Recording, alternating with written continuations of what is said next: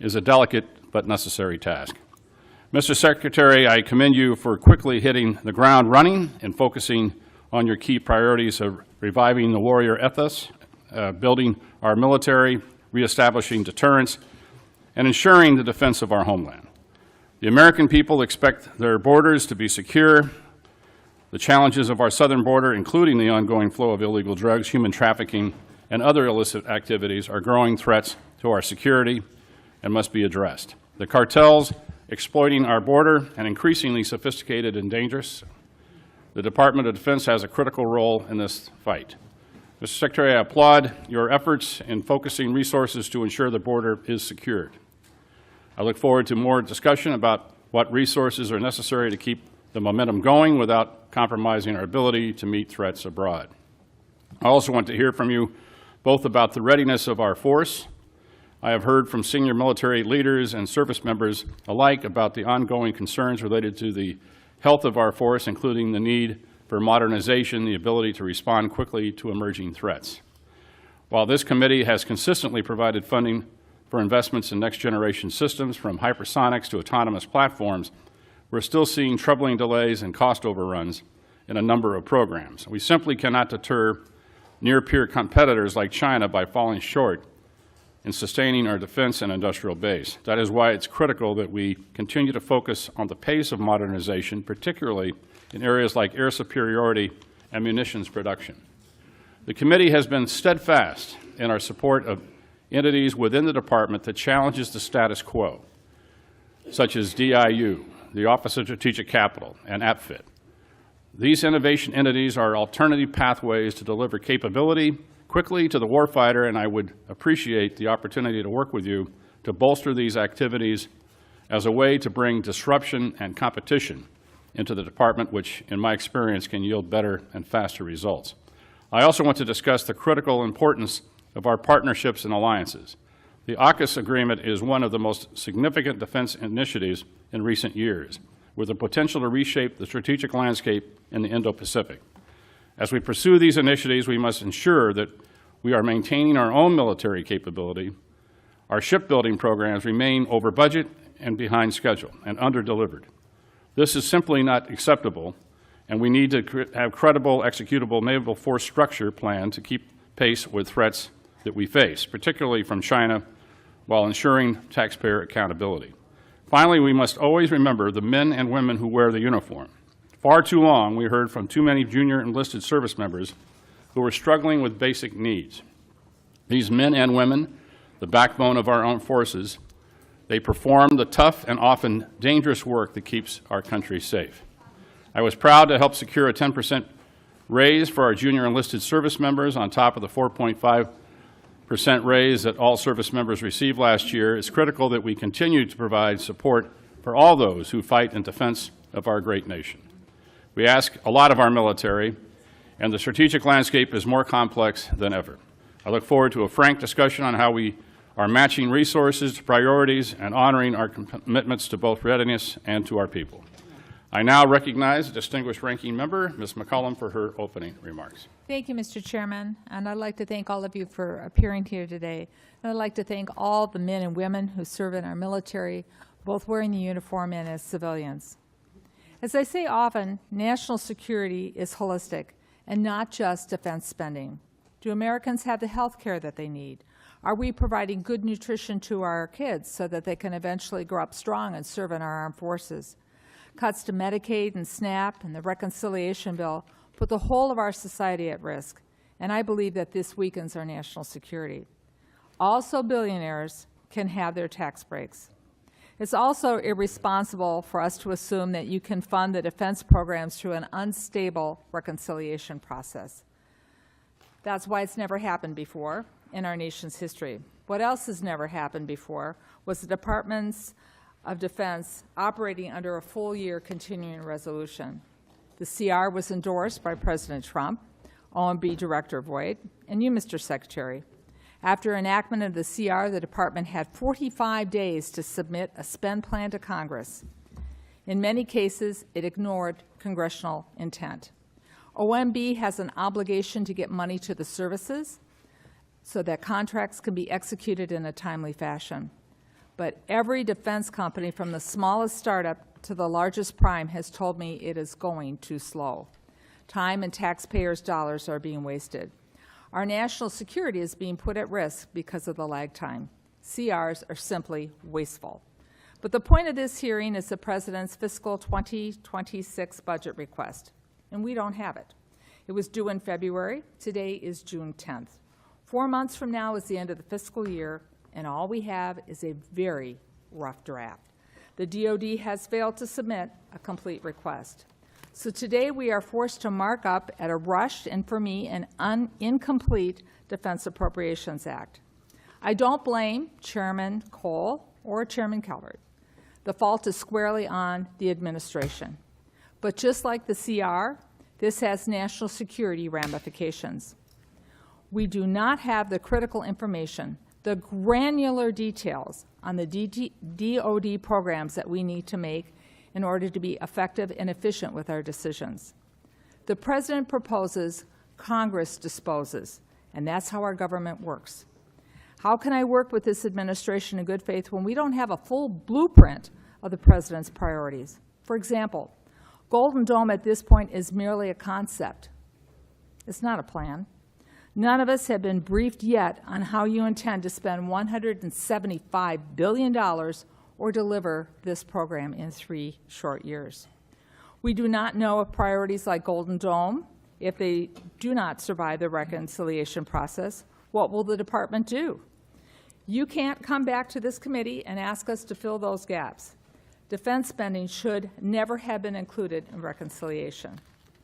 Mr. Secretary, it's still incumbent upon you to provide us with the real budget request. That's the only way to finish a full-year bill that will address DoD's complex issues, like delays to the Virginia and Columbia-class submarine programs, the skyrocketing cost of the Sentinel program, ensuring our F-35 fighters are operational, and taking care of the quality of life issues for our service members and their families that they deserve. We also must understand the administration's approach to geopolitical concerns, like Russia's illegal invasion of Ukraine, or plans to address the military capabilities of the People's Republic of China, or adequately support our future military posture in the Arctic as the polar ice cap continues to melt. We don't know the answers because the administration has not submitted a budget. Mr. Secretary, let me close with this. There's no secret that we have some serious disagreements. The President's decision to call the National Guard troops to Los Angeles was premature, and the decision to deploy active duty Marines as well is downright escalatory. Active duty military has absolutely no role in domestic law enforcement, and they are not trained for those missions. I ask you, Mr. Secretary, and I ask the President, follow the law. I was also appalled by your decision to fire Chairman Brown, Admiral Franchetti, and other military leaders who served our nation with distinction. You fired them without giving a single reason why. Many Americans, myself included, have witnessed what is a deliberate effort to silence and diminish the achievements of minorities and women in the military. Their dedication, their heroism, their sacrifice on behalf of our nation deserve recognition, not erasure. As a former history teacher, I know and acknowledge uncomfortable truths about our own history. It is the only way, when we recognize them, that we move forward together. Since World War II, the Department has made great strides in building a military that is more reflective of the population of this nation. That should be celebrated. It should not be reversed. That's how we build a more perfect union. We build it together. But, Mr. Secretary, today I have a job to do. We must provide the resources necessary to make sure our men and women in uniform can accomplish their missions and come home safely. And on that, Mr. Secretary, I'm sure you and I both agree. To do that, we need a budget from you as soon as possible, a complete budget. I look forward to your testimony. Mr. Chairman, I thank you for the courtesy, and I yield back. Thank you. And before we hear from witness, I'd like to recognize the distinguished chairman of the full committee, my good friend, Chairman Tom Cole, for any statement. Thank you very much, Chairman Calvert, Ranking Member McCollum, and always good to be here with my good friend and negotiating partner, the Ranking Member of the full committee, Ms. Delora. Welcome, Secretary Hegseth and General Caine, and we thank you for your service to our great nation. As today marks your first appearance before this subcommittee, I want to reaffirm my commitment to work with you and work to ensure that we have a strong defense. We convene at a time of significant global uncertainty. The threats facing America are diverse and evolving and demand a strong, agile, and effectively funded Department of Defense. As Chairman of the House Appropriations Committee, my primary responsibility is to ensure that taxpayer dollars are allocated wisely and effectively to safeguard our security. First, I want to address the readiness of our armed forces. We must ensure that our troops are fully equipped, trained, and prepared to meet any challenge. I'm particularly interested in the current state of our defense industrial base and the steps being taken to address any identified shortfalls in being able to meet production demands. Next, I want to address the modernization of our military capabilities. It takes us too long to acquire new weapon systems. Meanwhile, our adversaries are rapidly developing advanced technologies. We must not surrender our technological edge or allow our forces to be under-equipped and outgunned. I'd like to hear about your plans for Golden Dome, hypersonics, and other programs that are evolving with the constantly changing nature of war. It's imperative that we invest in technologies that will define the future fight. At the same time, we must remain realistic about development timelines and avoid overcommitting to a single approach at the expense of adaptability. It's important that this subcommittee understands how trade-offs and risks were approached in this budget. I've been concerned about capability gaps during transitions from one platform to the next, and while space is the next frontier, I'm hearing more and more that space offers an answer to every problem. While I'm optimistic about space-based capabilities, I certainly think platforms like the E-7 offer tremendous capabilities until, and frankly beyond, when space is fully online. We need diversified capability and support for programs across domains to ensure continued military dominance. About the Department's efforts to produce a budget that balances maintaining a strong defense posture with exercising fiscal responsibility. I'll be seeking assurances that the Department's maximizing efficiency and eliminating wasteful spending. And, Mr. Secretary, I look forward to hearing more about what you've done with the efforts undertaken so far. I must say, I do agree with my friend, Ms. McCollum. We need more information than we've gotten from OMB. That's not your responsibility, but it's critical for us to be able to make the decisions we're going to have to make. And again, I understand all the complexities of being a new administration. Nobody ever meets the timeline when they first come into office. And we've gotten a lot of good information from OMB, but the reality is we frankly need more than we've received so far to make the decisions that we're called upon to make. I want to emphasize the importance of congressional oversight, and again, I'm committed to working with the Department of Defense to ensure that our national security objectives are met. However, we also have a duty to hold it accountable for its spending and performance. And I think I can speak for almost everyone in this room. No one liked the way the fiscal year 2025 process ended. Again, that's not your fault, that's our fault. And there's plenty of blame to go around, but it's certainly an experience I don't want to repeat. I don't want you or your colleagues at the Department of Defense to have to operate under a CR again for the coming year. I know the difficulties that places on you. Every member of this committee knows that. You've got my commitment. We're going to work hard to avoid that this year. But again, we need some help from all concerned in the process to achieve that goal. And almost no one, again, as I said, liked the way the process ended, but we owe it to the men and women in uniform to get this right. It'll require collaboration with the department to inform and produce a product that will meet that goal. I look forward to being your partner in that effort. And again, I want to thank you for being here today. And again, I want to thank you for your extraordinary service to this country before you assumed this position. I think that's one of the reasons why we've done as well recruiting, is people that are thinking about putting on the uniform of the United States have confidence in you because you've made that decision and you served this country with distinction before you ever came on this post. And leading by example is an important thing, and I want to thank you for the example you set for men and women to wear the uniform of the United States. With that, again, welcome in your first appearance, and we look forward to hearing your testimony. I yield back, Mr. Chairman. Thank you, Mr. Chairman. I'd like to now turn to the ranking member of the full committee, Ms. DeLauro, for any opening comments. Thank you so much, Chairman Calvert and Ranking Member McCollum, and always to, again, my dear friend, the chairman of the committee. We've worked together for many years in producing, I believe, bipartisan appropriations bills, and it's our attempt to be able to do that this go-round as well. Thank you for holding this oversight hearing on President Trump's Department of Defense. To our witnesses, Secretary Hegseth, Chairman Caine, Ms. McDonnell, welcome to the House of Representatives, and thank you for appearing before us today.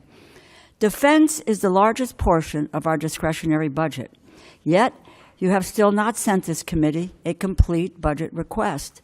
We are in mid-June, Mr. Secretary. We are marking up a defense funding bill in a few hours, and yet What is the current cost for what is taking place in California, and how is it going to affect this budget or the budget we're currently serving under? How much are these deployments going to cost for both the Marines and the National Guard? And what training or duties are not taking place because of these deployments? Where in your limited budget, sir, are you going to find, in the remainder of this fiscal year, are you going to pull the money to cover these deployments? What holes are being created? Well, Congresswoman, thank you for the question.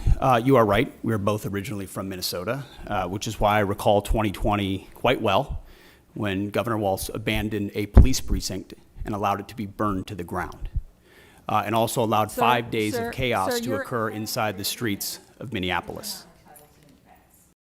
always to, again, my dear friend, the chairman of the committee. We've worked together for many years in producing, I believe, bipartisan appropriations bills, and it's our attempt to be able to do that this go-round as well. Thank you for holding this oversight hearing on President Trump's Department of Defense. To our witnesses, Secretary Hegseth, Chairman Caine, Ms. McDonnell, welcome to the House of Representatives, and thank you for appearing before us today. Defense is the largest portion of our discretionary budget, yet you have still not sent this committee a complete budget request. We are in mid-June, Mr. Secretary. We are marking up a defense funding bill in a few hours, and yet we have no idea what your department actually needs. We have no details as to how you want to implement your plans. We should be discussing how you plan to get our submarine programs in order, how the Black Hawk platform will be utilized into the future, and how you plan to improve our service members and their families' quality of life. It is unacceptable for us to move forward with a defense funding bill without this information, and it is regrettable that the administration has put us in this position. If we cannot complete this process on time, we risk yet another continuing resolution, which is wasteful, inefficient, and detrimental to our military readiness. Already, your methods for funding our nation's defense programs are as unwise as they are unprecedented. You backed the first full-year continuing resolution for the Department of Defense. Particularly, defense has always been opposed to moving in that direction because of the uncertainty that a continuing resolution portends for defense and for the defense in reconciliation process instead of regular appropriations to fund vital programs. The appropriations process is wherein lies the power of the purse, according to the U.S. Constitution.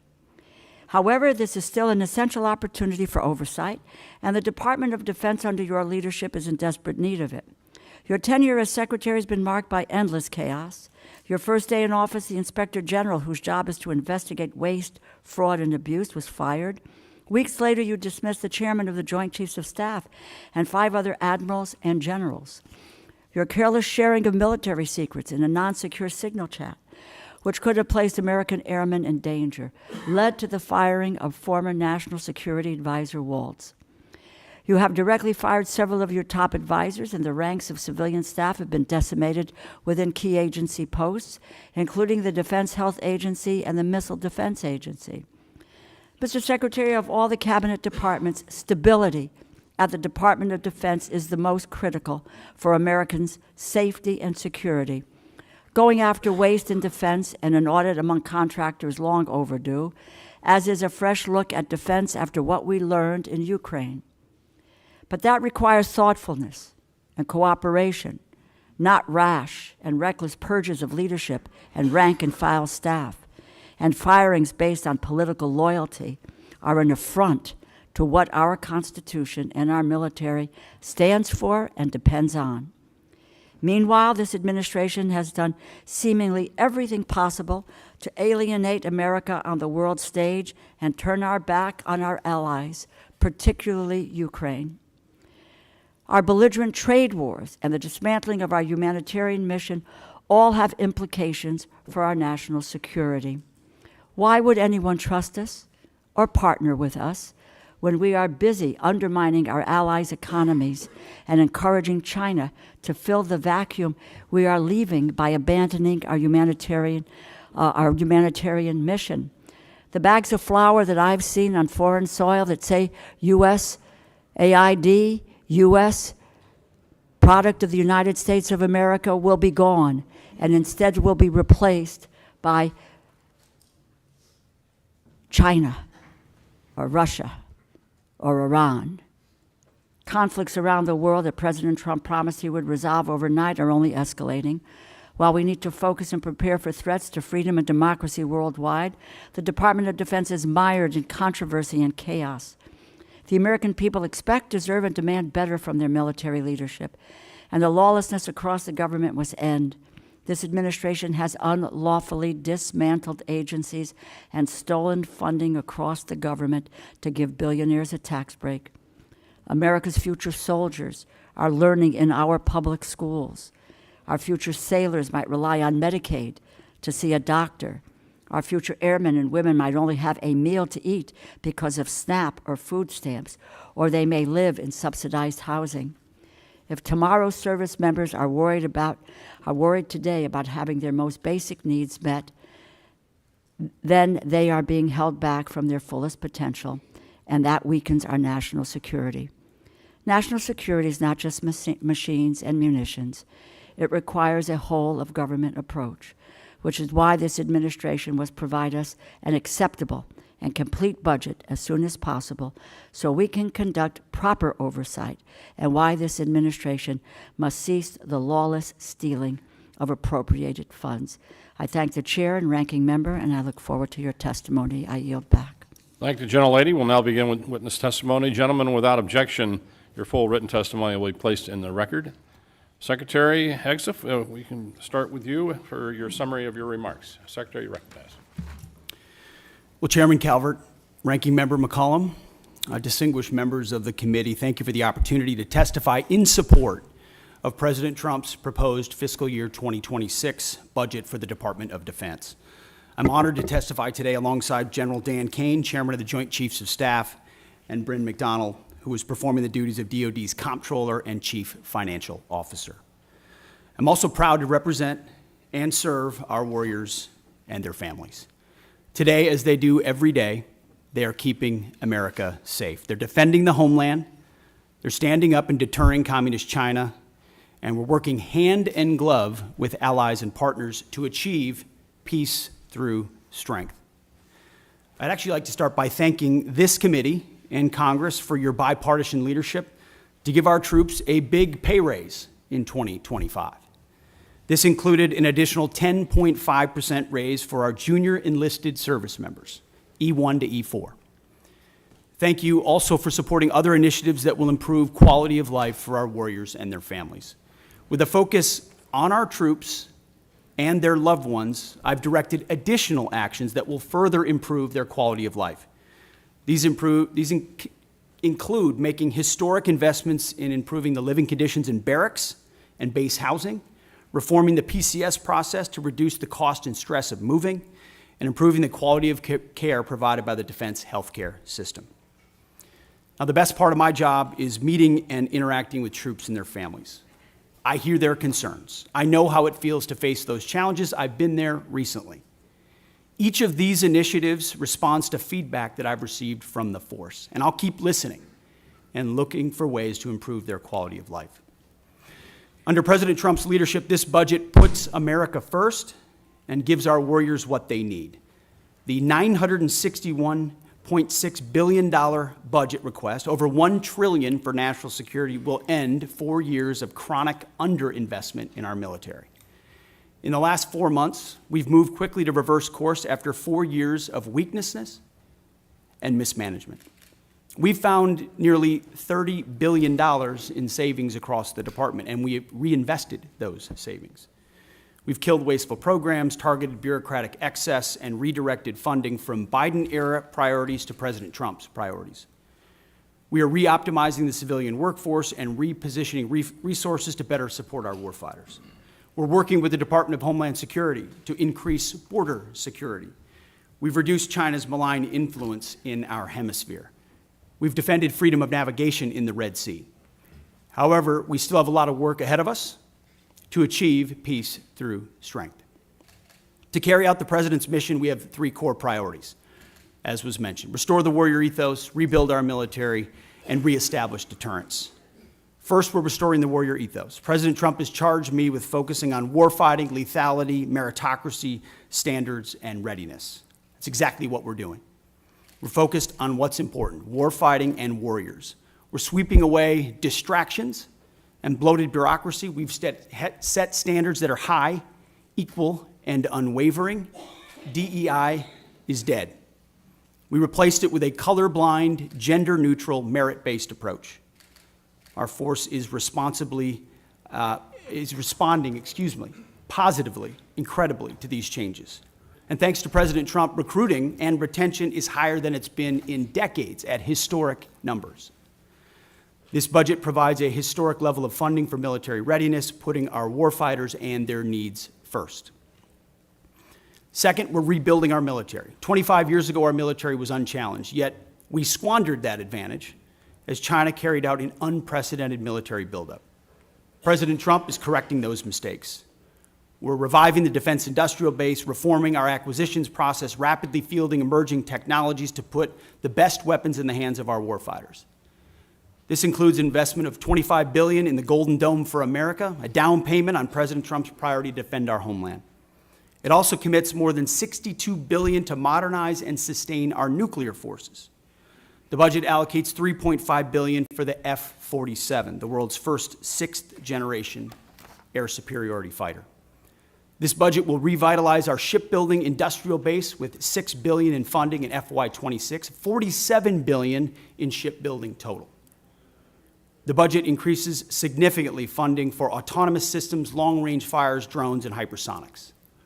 We will put these capabilities in the hands of our warfighters. Third, we're reestablishing deterrence.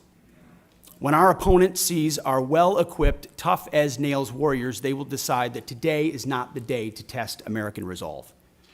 Credible deterrence starts at home, and it starts with securing our borders. We will achieve 100% operational control of the southern border, with crossings already dropped 99.9%. It also starts in our neighborhood in the Western Hemisphere. As you know, as we've said, the Indo-Pacific is our priority theater, and China our pacing threat. That's why I've traveled twice to the Indo-Pacific region to meet with our allies and partners, and they have responded. As we shift in that direction, President Trump looks to those allies and partners to step up, to share in the burden of their own defense. He also sees them, as I do, as force multipliers alongside the United States, and we are making progress in that. As the President has rightly pointed out, it's only fair that our allies and partners do their part. We can't want their security more than they do. So the Department of Defense is executing a common sense agenda to achieve peace through strength. The threats we face are serious, and so must our investments be. So what this budget does, it matches capabilities to threats, We must overcome decades of neglect and decline. We must fortify our position as the world's most lethal fighting force, and we must act fast. This committee is our critical partner in everything we do, and your leadership and oversight is essential. So we look forward to accomplishing these goals, to achieving peace through strength, to supporting our warriors, protecting our citizens and taxpayers together with you. May God grant us the wisdom to see what is right and the courage to do it. Thank you. Thank you, Mr. Secretary. General Caine, you're now recognized for your remarks. Thank you, Chair Calvert, Ranking Member McCollum, other leaders, members of the committee. I'm honored here today to join Secretary Hegseth and Ms. Bryn McDonald to appear before you today to testify on the President's fiscal year 2026 budget. Today's hearing reflects our shared commitment to maximize efficiency, accountability, and lethality to our taxpayers' investments, ensuring that every expenditure increases the survivability of our joint force, providing our fighters with the advanced capabilities and capacity and cutting-edge technologies required to dominate our adversaries. I have deep gratitude for everyone in this room and your commitment and cooperation to help us deliver the capability and capacity for our 2.8 million members of our joint force, the civilians that serve alongside us, and of course, their families, all required to work together to deliver, as the Secretary said, peace through strength. It is my responsibility as chairman to understand the global set of conditions, advise the Secretary, and integrate our joint forces to confront and manage risks worldwide.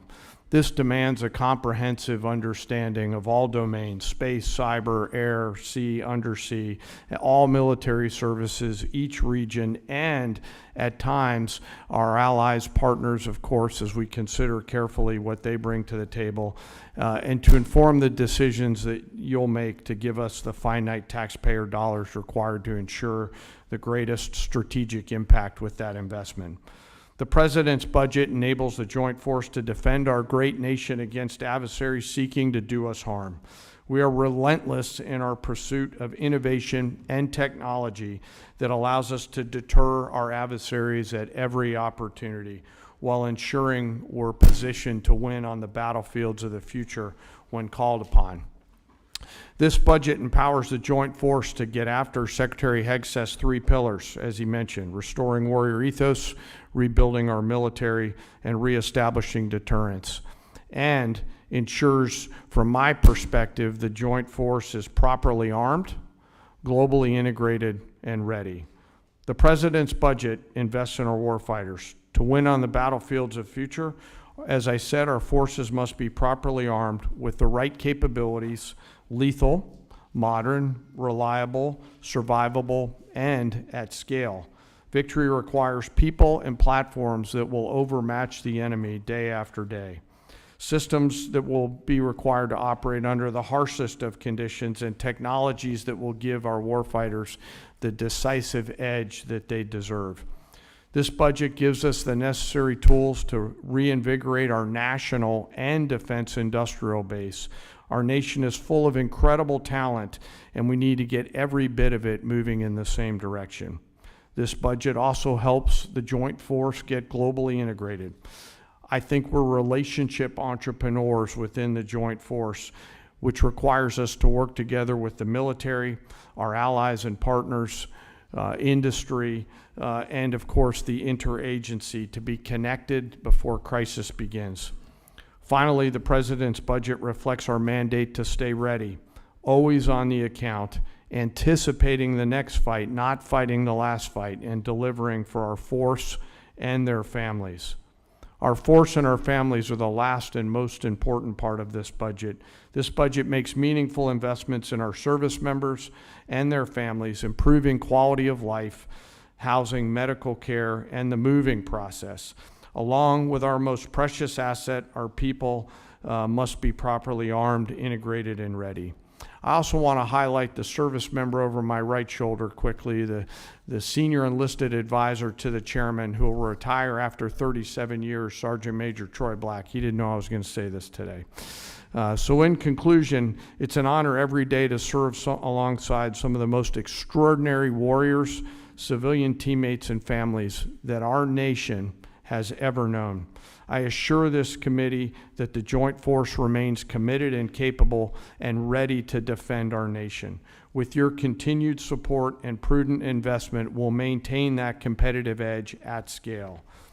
I want to also remember today our deployed and their families who are out there on the front edge of our nation, making sure that we're safe here in this committee room today. And I would be remiss, as I always try to remember our fallen and their families who've made the ultimate sacrifice. I thank the Congress for your support and collaboration. I thank this committee for your efforts and leadership, and I look forward to your questions. Thank you. I want to make sure that each member has a chance to ask questions, so everybody will have 5 minutes for the remarks and answers. Remember, when the little light comes on and it's yellow, you got 1 minute left. So I'll begin by recognizing myself for 5 minutes. Mr. Secretary, the department recently issued a memo reducing the civilian personnel at the Office of Director of Operational Test and Evaluation by about 74% and reduced the budget by 80%. Now, everyone on this subcommittee can attest that I've been beating the drum for reductions in DoD personnel, civilian personnel, since I became a member of the committee, and that's a long time. In fact, I have a bill that would require the department to reduce civilian staff by 15% based on merit. However, I think we need to be intentional and clear-eyed about the functions that we reduce. As you know, DOT&E was established by Congress in '83 to centralize and strengthen operational testing, ensure that weapon systems are rigorously evaluated for combat effectiveness, suitability, and to address deficiencies in oversight and standardization within the Department of Defense. And there's a lot of examples of DT&E catching flaws that would have catastrophic consequences for our military, including loss of life. One example is the M2, M3 Bradley, which was designed to transport troops, provides fire support. The Army approved a system touting the armor, firepower, and mobility. However, when the independent testing was done, it was found out the aluminum armor was not a good idea and was susceptible to failure.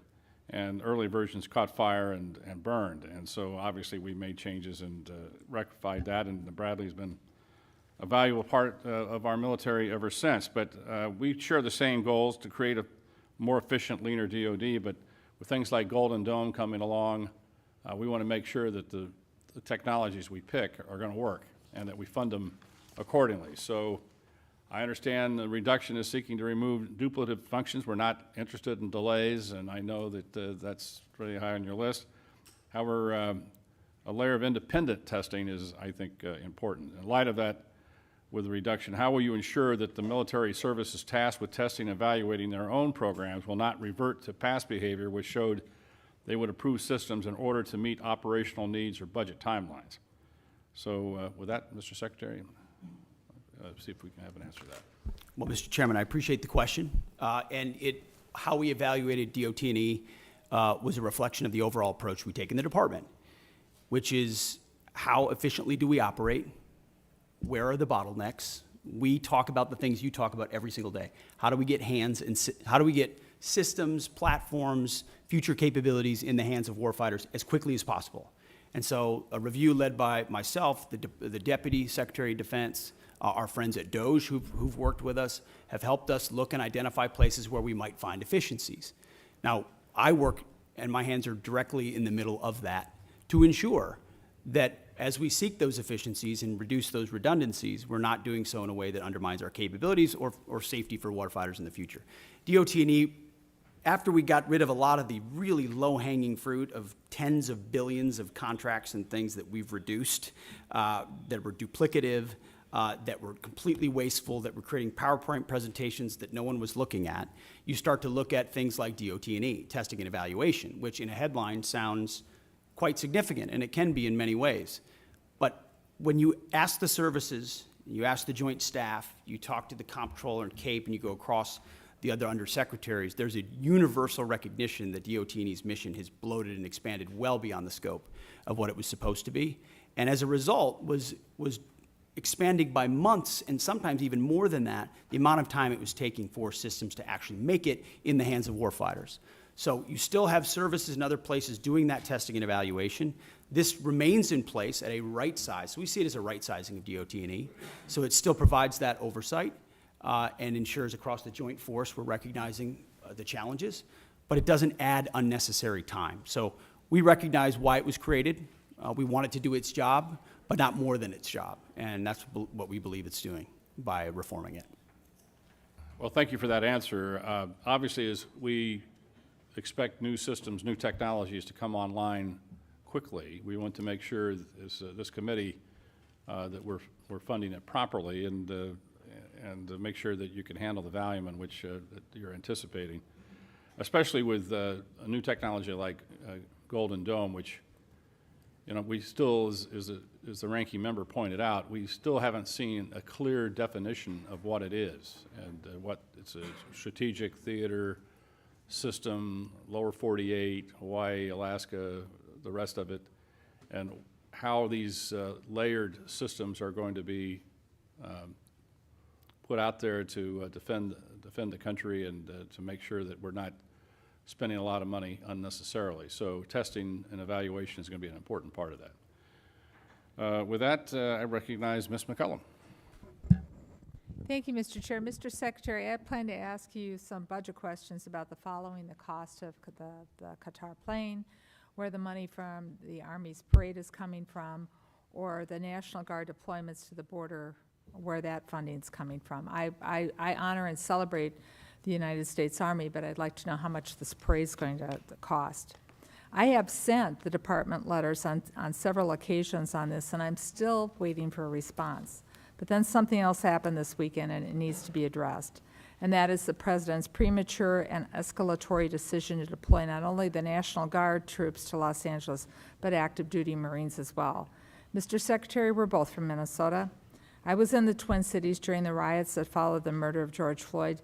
Tens of thousands of protesters took to the streets for days. Governor Walz made the decision to call up the Minnesota National Guard. At no point did we need the citizens of Minnesota request that the Marines be deployed. Our state and local law enforcement, along with our National Guard, who have worked on crowd control, they were more than enough. They were more than capable of handling this situation. History has proven that law enforcement and the National Guard are more than capable of handling situations more volatile than what happened this weekend. We all see the continuous loops on TV, but this looks nothing like the George Floyd protests or the Rodney King riots in Los Angeles in 1992. Mr. Secretary, this is a deeply unfair position to put our Marines in. Their service should be honored. It should not be exploited. The President has issued an executive order and talked about deploying troops across the country. Los Angeles County has 17,000 law enforcement personnel, and the state of California has 24,000 National Guard troops. So that's why the Los Angeles Chief of Police to say, and I quote, "The possible arrival of federal military forces in Los Angeles is absent a clear coordination, presents a significant logistical operational challenge for those of us who are charged with safeguarding the city," the end of his quote. As I mentioned before, in Minnesota, we train for those things together. So there's no need for the Marines to be deployed. So here are my budget questions, though. What is the current cost for what is taking place in California, and how is it going to affect this budget or the budget we're currently serving under? How much are these deployments going to cost for both the Marines and the National Guard? And what training or duties are not taking place because of these deployments? Where in your limited budget, sir, are you going to find, in the remainder of this fiscal year, are you going to pull the money to cover these deployments? What holes are being created? Well, Congresswoman, thank you for the question. You are right. We are both originally from Minnesota, which is why I recall 2020 quite well, when Governor Walz abandoned a police precinct and allowed it to be burned to the ground, and also allowed 5 days of chaos to occur inside the streets of Minneapolis. The police precinct, ma'am, was abandoned and burned to the ground. And because of that, the National Guard was eventually far too late mobilized. And President Trump recognizes a situation like that, improperly handled by a governor, like it was by Governor Walz, if it gets out of control, is a bad situation for the citizens of any location. So in Los Angeles, we believe that ICE, which is a federal law enforcement agency, has the right to safely conduct operations in any state and any jurisdiction in the country, especially after 21 million illegals have crossed our border under the previous administration. ICE ought to be able to do its job, whether it's Minneapolis or Chairman, Los I have Angeles. limited time. I asked a budget And they are question. being- Could the secretary please address the budget? Thank you. You asked about the situation in Los Angeles, and we believe Asked about ICE the budget. agents should be I allowed to be asked about the safe in budget, doing sir. their operations, and we have deployed National Guard and the Marines to protect them in the execution of their duties, because we ought to be able to enforce immigration law in this country, unlike what Governor Walz did in 2020. There are 17,000 LAPD, you mentioned that. There would be 18,000 if not for the defund movement that folks like Gavin Newsom and Karen Bass have Chairman, implemented. If The police if- chief if, said Mr. she was Chairman, if overwhelmed, the secretary's not so we going to helped. ask the budgetary questions, I will yield back my time if the secretary refuses to answer the budgetary questions I put before him. They're important. What training missions aren't happening? Where are you pulling the money from? And how are you planning this in the moving forward? These are budget questions that affect this committee and the decisions we're going to be making in a couple of hours. If you're not going to answer them, please let the chairman know, and I will take back my time and I will yield it back to the chairman. Mr. Secretary, I want to just let us know what accounts you're pulling the money to fund. Thankfully, unlike the previous administration, we've got a 13% increase in our defense budget, and we will have the capability to cover down on contingencies, Mr. which is something the Chairman, National Guard and the Marine back plan my for. time. So we have the funding to cover down on contingencies, especially ones as important as maintaining law and order in a major American city. As far as training, all of the units on the ground have been fully trained in their capabilities of what they're executing on the Chairman, ground. ask for budgetary. If he needs to get back to the committee with the numbers, I'd appreciate it, both current and present. Happy to Thank submit you. them for the record. Gentlemen will receive an answer to the question for the record. Gentleman from Oklahoma, Mr. Cole. Thank you very much, Mr. Chairman. Mr. Secretary, again, welcome. As I mentioned in my opening comments, I'm very concerned about retiring legacy systems. They need to be retired, no problem there, but doing it too fast and not having replacements coming online.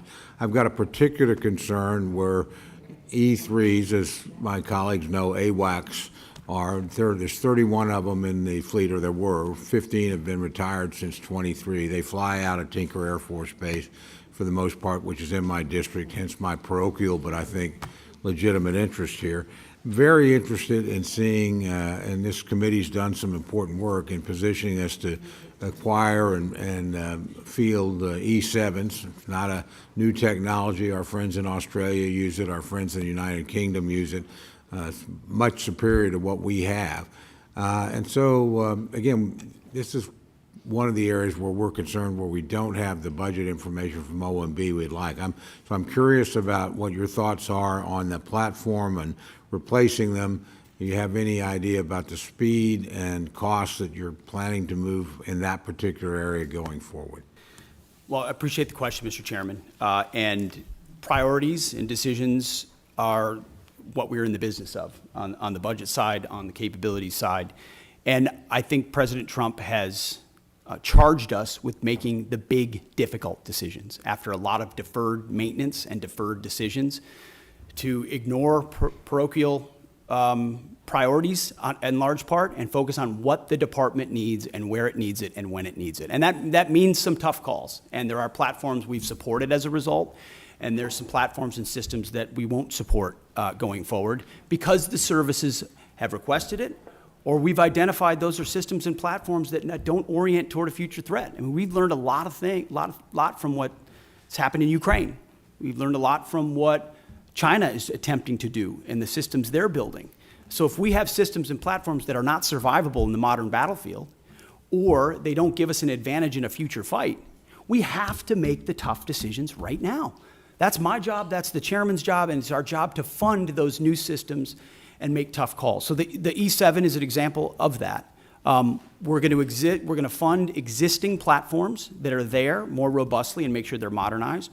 But we believe most of the ISR, or a great deal of the ISR in the future, will be space-based, and not in a scientific space-based, we hope we'll get there, but in a we're funding capabilities that will surpass some of those airborne capabilities. So we're willing to continue to review things like the E7, but from our view, investments in existing systems that carry forward that capability alongside even bigger investments in space-based ISR gives us the kind of advantages we need on a future battlefield. I think that's a fair point. I will point out, I've been on this committee a long time.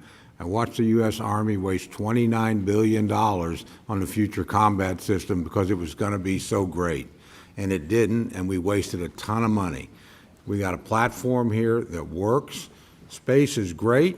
It's unknown. It's undeveloped. And I would just urge you to look at this pretty carefully as you make the decision. We certainly will as a committee. I don't know how much time I've got left because the clock's not running. You're the chairman, so.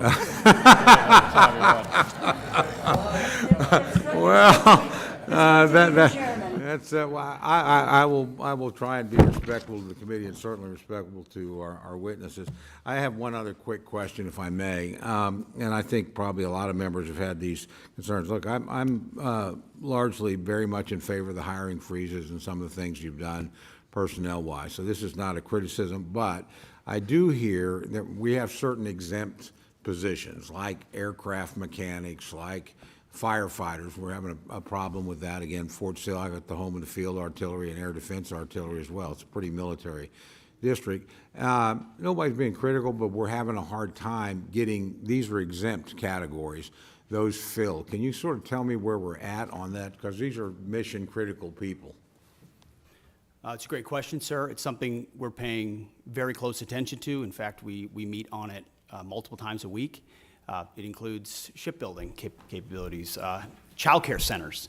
There are a lot of positions that affect our industrial base, our capabilities, or our families that we are working diligently to ensure we're getting those exceptions as quickly as possible, those waivers. But we're also trying to do right by right-sizing the civilian force, which has gotten too bloated too fast and has mostly been right-sized through voluntary separations through DRP.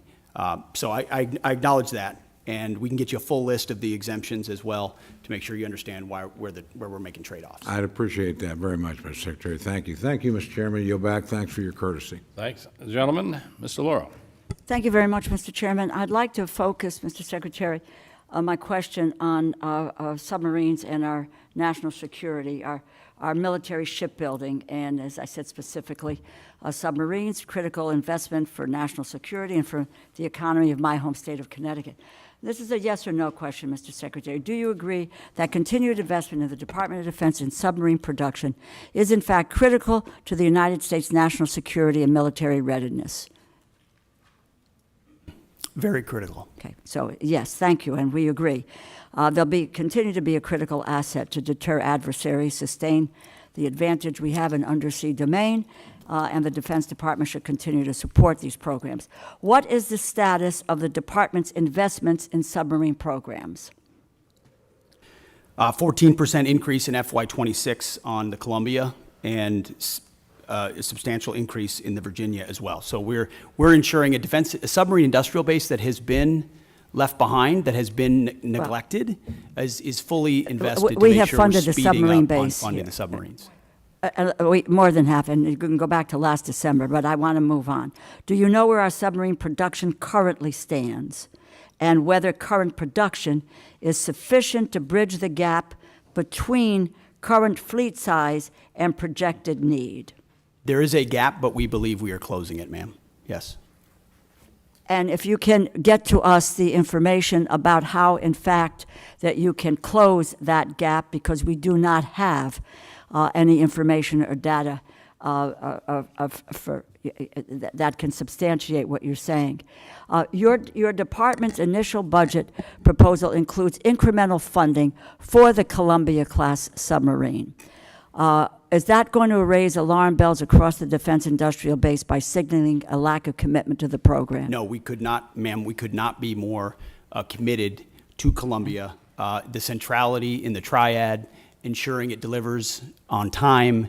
It's central to the deterrent and the base of the United States. So Do we you are know very how much committed of a to that. financial hole this will create for the defense industrial base? Will there be a financial hole for the defense industrial base in 2026?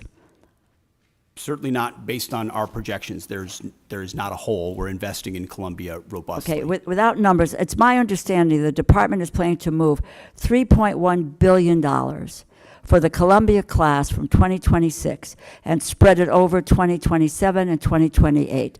This creates a serious problem for industry in the short term and hampers shipbuilders' ability to reach an adequate production rate. Have you been in contact with Electric Boat or with Huntington Ingalls about your plans? Almost every day, our Deputy Secretary of Defense, is, alongside our Secretary of the Navy, are actively engaged with all of our shipbuilders and shipyards to make sure their needs not only are being met, but their shortfalls are being addressed so that we can close that gap in real time, which has existed So for that quite you some time. can really lay out for us the information which we would like to get, what this committee needs to take a look at, because I know you believe that submarines are important, as I do, but getting the specific information about where we stand, what the production rate is, what gaps there may be. We're willing to listen to all of that because, in fact, in contrast to what your earlier statement was, we have, in fact, supported mightily the submarine industrial base from this committee. That has not been neglected. Do you have a plan for making the investments necessary to ramp up submarine production to the necessary elections? I would just tell you, as part of the December continuing resolution, Congress included $5.7 billion for the department to put on contract for 2 additional Block 4 and 1 Block 5 Virginia-class submarines. The Navy advised members that these funds were required to be placed on contract by February of 2025, yet the department did not put funding for the 2 additional Block 4 boats on contract until April 30th. So do we have a plan, do you have a plan for making the necessary investments to ramp up submarine production to the necessary levels? And what is that plan? Ma'am, first of all, I want to thank this committee for the flexibility alongside FY25 and the continued Well, resolution. I would hope which you is would thank less- this committee for the a lot of funding that flexibility it provided had on the made. submarine We industrial have made a base, and we serious appreciate that. investment. So your first statement is inaccurate. We have focused squarely on submarines, and we're now want to know where that is going and what your plan is for the continued advancements to meet production levels and make sure that that is an area that's covered for our national security. Ma'am, I fully acknowledge the investment this committee has made in shipbuilding, and the challenge is our department under the previous administration squandered a lot of that by Please, not I don't. investing I properly. want your plan. I've had difficulties with the prior administration, and I don't mind calling them out. What is your plan for the future? Can we get that in writing and on paper so that we know where you're going? Because we don't have anything today. We have zip, nada, and knowing where you're going. You could talk percentages. You can talk about whatever you want, but unless this committee sees dollars and cents and where you're going and what your plan is, then we may reconsider what you need to do to go forward. Give us the details. Congresswoman, we have the details and we will provide Well, them then for let's you. have them before and my hope is that we could get to it before we go to a markup within a few hours here today. I yield back my time, Mr. Chair. Gentlelady yields back her time. The Dean of the House, Chairman Rogers. Thank you, Mr. Chairman. Welcome, gentlemen and lady. Let me ask you about the stunning success of the Ukrainian drones of last week. Are we seeing the ushering in of a new era of warfare? The use of drones from afar. After all, these drones were smuggled into Russia, hidden for a great span of time, and then activated from 2,500 miles away. Are we prepared, both defensively and offensively, Mr. Secretary? I'll answer that and then maybe hand it to the chairman. I would say, sir, it was a daring and very effective operation that we were not aware of in advance and reflects significant advancements in drone warfare, which we are tracking in real time inside Ukraine and taking that feedback to help us better understand how we can better produce more lethal, attritable drones, but also advance our counter-UAS systems so that we're not vulnerable to a threat and an attack like that. The chairman and I got together right after seeing that and saying, what more can we do to ensure we're prepared and our country's defensible against something like that? But I'll hand to the chairman. Mr. Secretary, Congressman, thank you for the question. I think it goes to your more strategic question about is the way and nature that we're fighting our wars changing, sir? The answer is likely yes. Mass numbers of rounds moving back and forth with precision and autonomy are all things that are advancing in the technology trend exponentially. One of the things that I've talked with some of the leaders of this community and committee about are buying capabilities along the technology curve or ahead of it. And so I do think it was a bold move, and it represents a new and different way of fighting wars as we've seen over the past few years in that particular fight, sir. What do we need to do to protect ourselves from a similar type raid by an adversary? Well, sir, intelligence is critical. Human intelligence, signals intelligence, every aspect of how we get ahead, get to the left of a problem like that. And certainly our department in conjunction interagency are focused on that.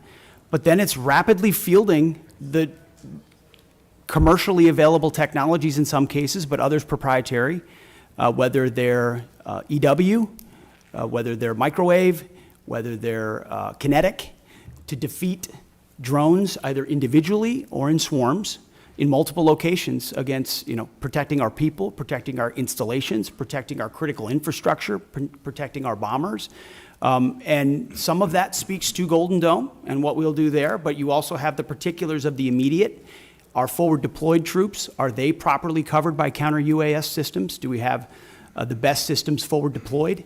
And that's something we're looking at every single day. We live in a dynamic operating environment, and the chairman knows this, the deputy, our policy shop, we are focused on ensuring that this is front and center, considering how central this threat will be going forward.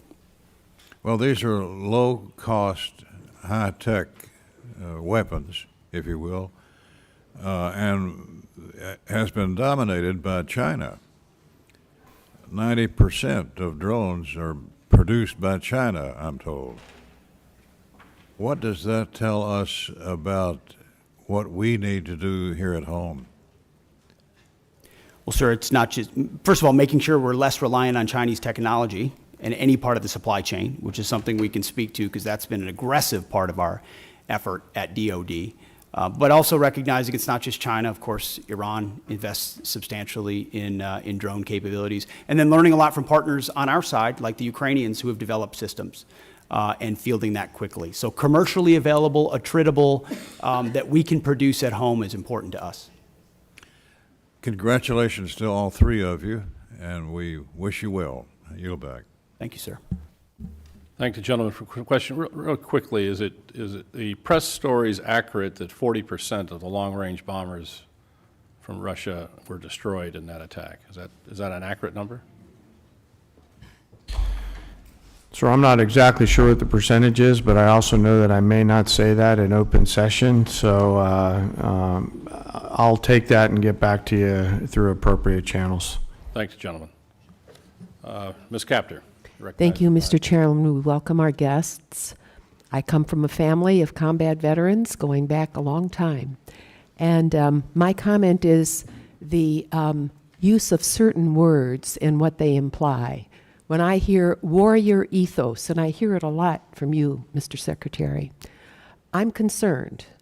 All the soldiers in our family, all of whom fought and received medals for their combat service, call themselves soldiers. Marines are trained to kill. In terms of domestic policing, our police and our National Guard at the state level, carefully used, but also our state police are used in civil enforcement, and they are good. I don't need any reply. I just am concerned about what those words you often utter actually do in people's minds and change the language we have used since the founding of this republic. So that is a concern of mine. I wanted to go to the general and chairman, if I could. We've heard a lot this morning about defense industrial base. And this is something I ran for office on a long time ago.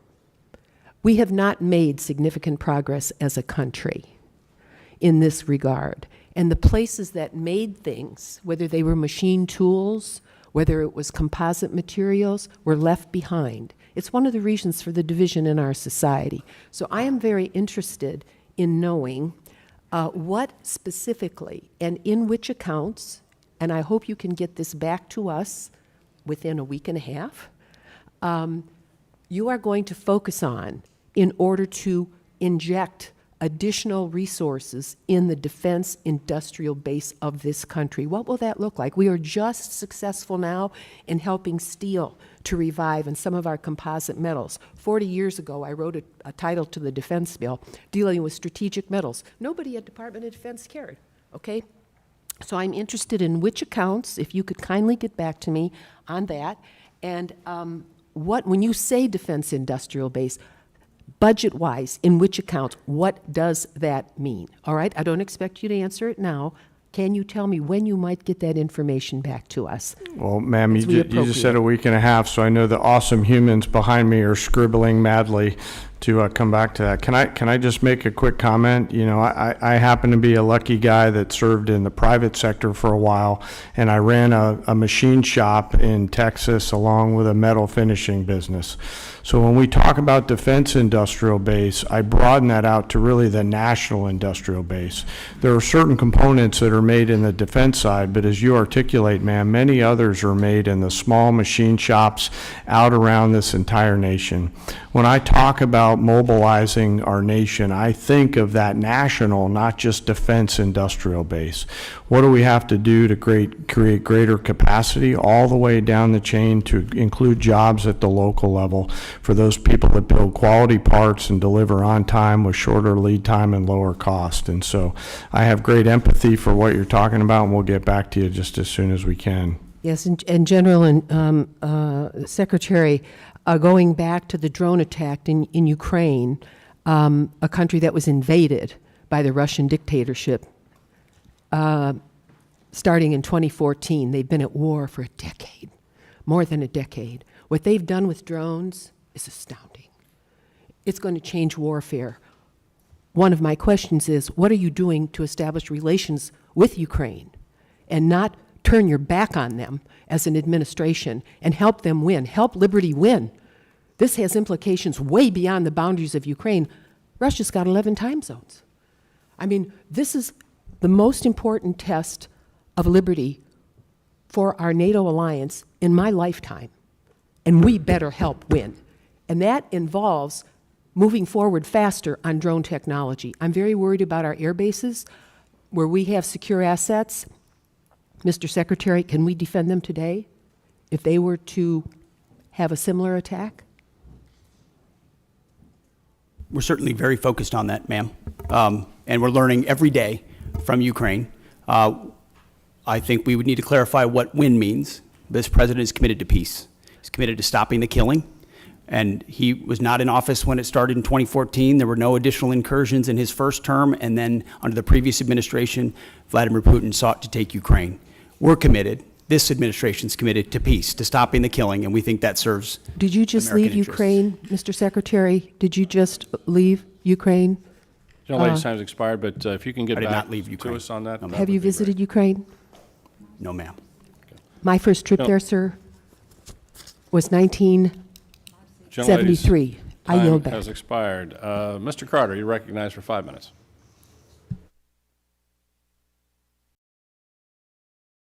For your service to our country. We're very proud of you. I'm fully supportive of the Army's outgoing modernization efforts and the recent Army Transformation Initiative that combined the Army's Future Command with TRADOC to become the Transformational and Training Command. How are you both going to create a partnership between the Assistant Secretary of the Army for Acquisition, Logistics, and Technology and this new command to ensure the acquisition authorities are modernized and synchronized to achieve the maximum lethality and deterrence? I'll take that. Maybe I'll hand it to you, Mr. Chairman, as well. We are very encouraged and supportive of the Army's transformation initiative. General George has been critical to that, as has the Secretary of the Army, Dan Driscoll. And together, it's been a heck of a partnership and a willingness to get at the core issues facing today's Army and ensuring it is reformed and modernized to meet the threats of the future. One of those aspects is merging those commands. And I can tell you, whether it's the warrior ethos or lethality, that is central to why we make decisions. Ensuring that we're not making decisions on behalf of bureaucrats or process, but to ensure we're getting the most lethal aspects of what we do front and forward as quickly as possible. And that involves things like Futures Command and TRADOC. And when you merge those things, you have to make sure you're getting rid of things that are redundant and pushing forward things that matter the most. But I'll defer to the chairman. Well, I've shared that commitment completely, and I share this transformation. What do you see as the fundamental capabilities of this command must develop to ensure that we have the lethality and deterrence necessary to succeed in Indo-PACOM? That's where the future is. Sir, I'll first echo the Secretary's respect and appreciation for Secretary Driscoll and General George. They are a team, and that's always great to see from a warfighter's perspective when you have such a nested combat pair, if you will, that are driving at the same set of objectives. I think there's clarity, Congressman, in the minds of both the Secretary and the Chief on the need for things like long-range fires in the Pacific. And in order to pay for those, they're making those difficult decisions down the Army Transformation Initiative in order to pay for them. Well, when we started talking about the Futures Command, one of the things that I was hoping we would do is we would not get a project stacked up on somebody's desk and stacked that high, and when he got down to checking on that, oh, that goes to you, and it goes on top of another, on the bottom of another stack that high. And so we get delayed and delayed and delayed and delayed in certain areas of bureaucracy. I think that is dangerous for our country as we look forward in Indo-PACOM. Yes, and that's sir. why I asked the question. Another issue that's very important, the department has historically relied on outdated production techniques of energetic manufacturing, which may have remained unchanged since the Second World War. How is the department ensuring that investment in next-generation energetics manufacturing, such as AI, machine learning capabilities, and enabling and assurance of quality assurance, robotic-driven load, assembly, and pack, and automated formation processes, a prioritize and transition out research and development that is capable of producing these pathways. In other words, a modern way to load and turn out ammunition in the simplest terms. We're robustly funding things like DIU, like SCO, like the Office of Strategic Capital, to ensure that commercially available options, other companies are able to compete that traditionally are not involved in procurement at the Defense Department, so that the valley of death is eliminated, and you're able to bring in actual competition and dynamic solutions. Otherwise, ammunition's a great example. It's very antiquated in many cases. We're still making rounds the way we made them after World War II. You have to project out what you want to make, send that signal to industry, and then allow innovators to enter that space so they can bring new technology and rapidly field those new technologies. Otherwise, you're stuck doing it the same way you've always done it. Sir, I was going to add something, but I'll hold off if you're going to roll. You can get a written response to the Yes, sir. gentleman from Texas on that. That's a concern to all of ours, is to modernize our manufacturing capability for we can get back manufacturing to the United States. Well, Mr. Cuellar, you're recognized. Thank you, Mr. Chairman. Mr. Secretary, and all three of you are welcome, and thank you for your service. I represent an area from San Antonio all the way to Laredo, the border. In San Antonio, we got Joint Base San Antonio, the largest joint base in the Department of Defense that contributes over $151 billion to the Texas economy. We support 266 mission partners. San Antonio also has the second largest cyber footprint in the nation, hosting the 16th Air Force cyber. And then, of course, the military facilities that are the best in the country also. Along with that, going down to Laredo, the largest port in the country, 9th largest in the world after 8 Chinese ports. Number 9 in the world is Laredo. And my question, Mr. Secretary, has to do with one of your plans, and ask you to, welcome you to San Antonio, let the San Antonio folks come in. It has to do with Army, U.S. Army North and U.S. Army South. I'm not going to go with their missions or critical mission, but what concerns us in San Antonio, both the Democrats and Republican members of Congress and senators, we're concerned that, in setting up a Western Hemisphere Command, which I think it's a good idea, that you move it away from a place like San Antonio, where, we have the infrastructure, the personnel, the community partnerships to work with you on this. And I say this because I think your testimony has about 11,900 troops that are down there working with the Homeland, which I support. And keeping in mind what's happening with the cartels in Mexico and other places, I would ask you to, when you look at this Western Hemisphere Command, that you don't move it 1,500 miles away from the border, especially in a place like San Antonio. I think we got a few Texans here that can talk about the rest of the state of Texas, and some wannabe Texans also that can talk about what the facilities we have. But I would ask you to, as you consider this, to keep the command, Western Hemisphere Command in San Antonio. Well, sir, count me amongst some of the wannabe Texans. Tennessee's close enough. Hey, we got no state income tax. Keep that. True. I appreciate that concern. It is something that has come up multiple times in conversations with Secretary Driscoll and General George in reviewing their Army modernization plan and consolidation, with the recognition that some of those changes, when we go through a posture review and as we're looking at commands, are going to include some tough choices. Some of that includes ranks and positioning, but you still are going to have, at some level, a south and north bifurcation. The question is where that is headquartered, and we are in an ongoing review on that, of exactly where that will shake out. But I would encourage continue deliberation with Secretary Driscoll. They have been thoughtful about it and will continue to be.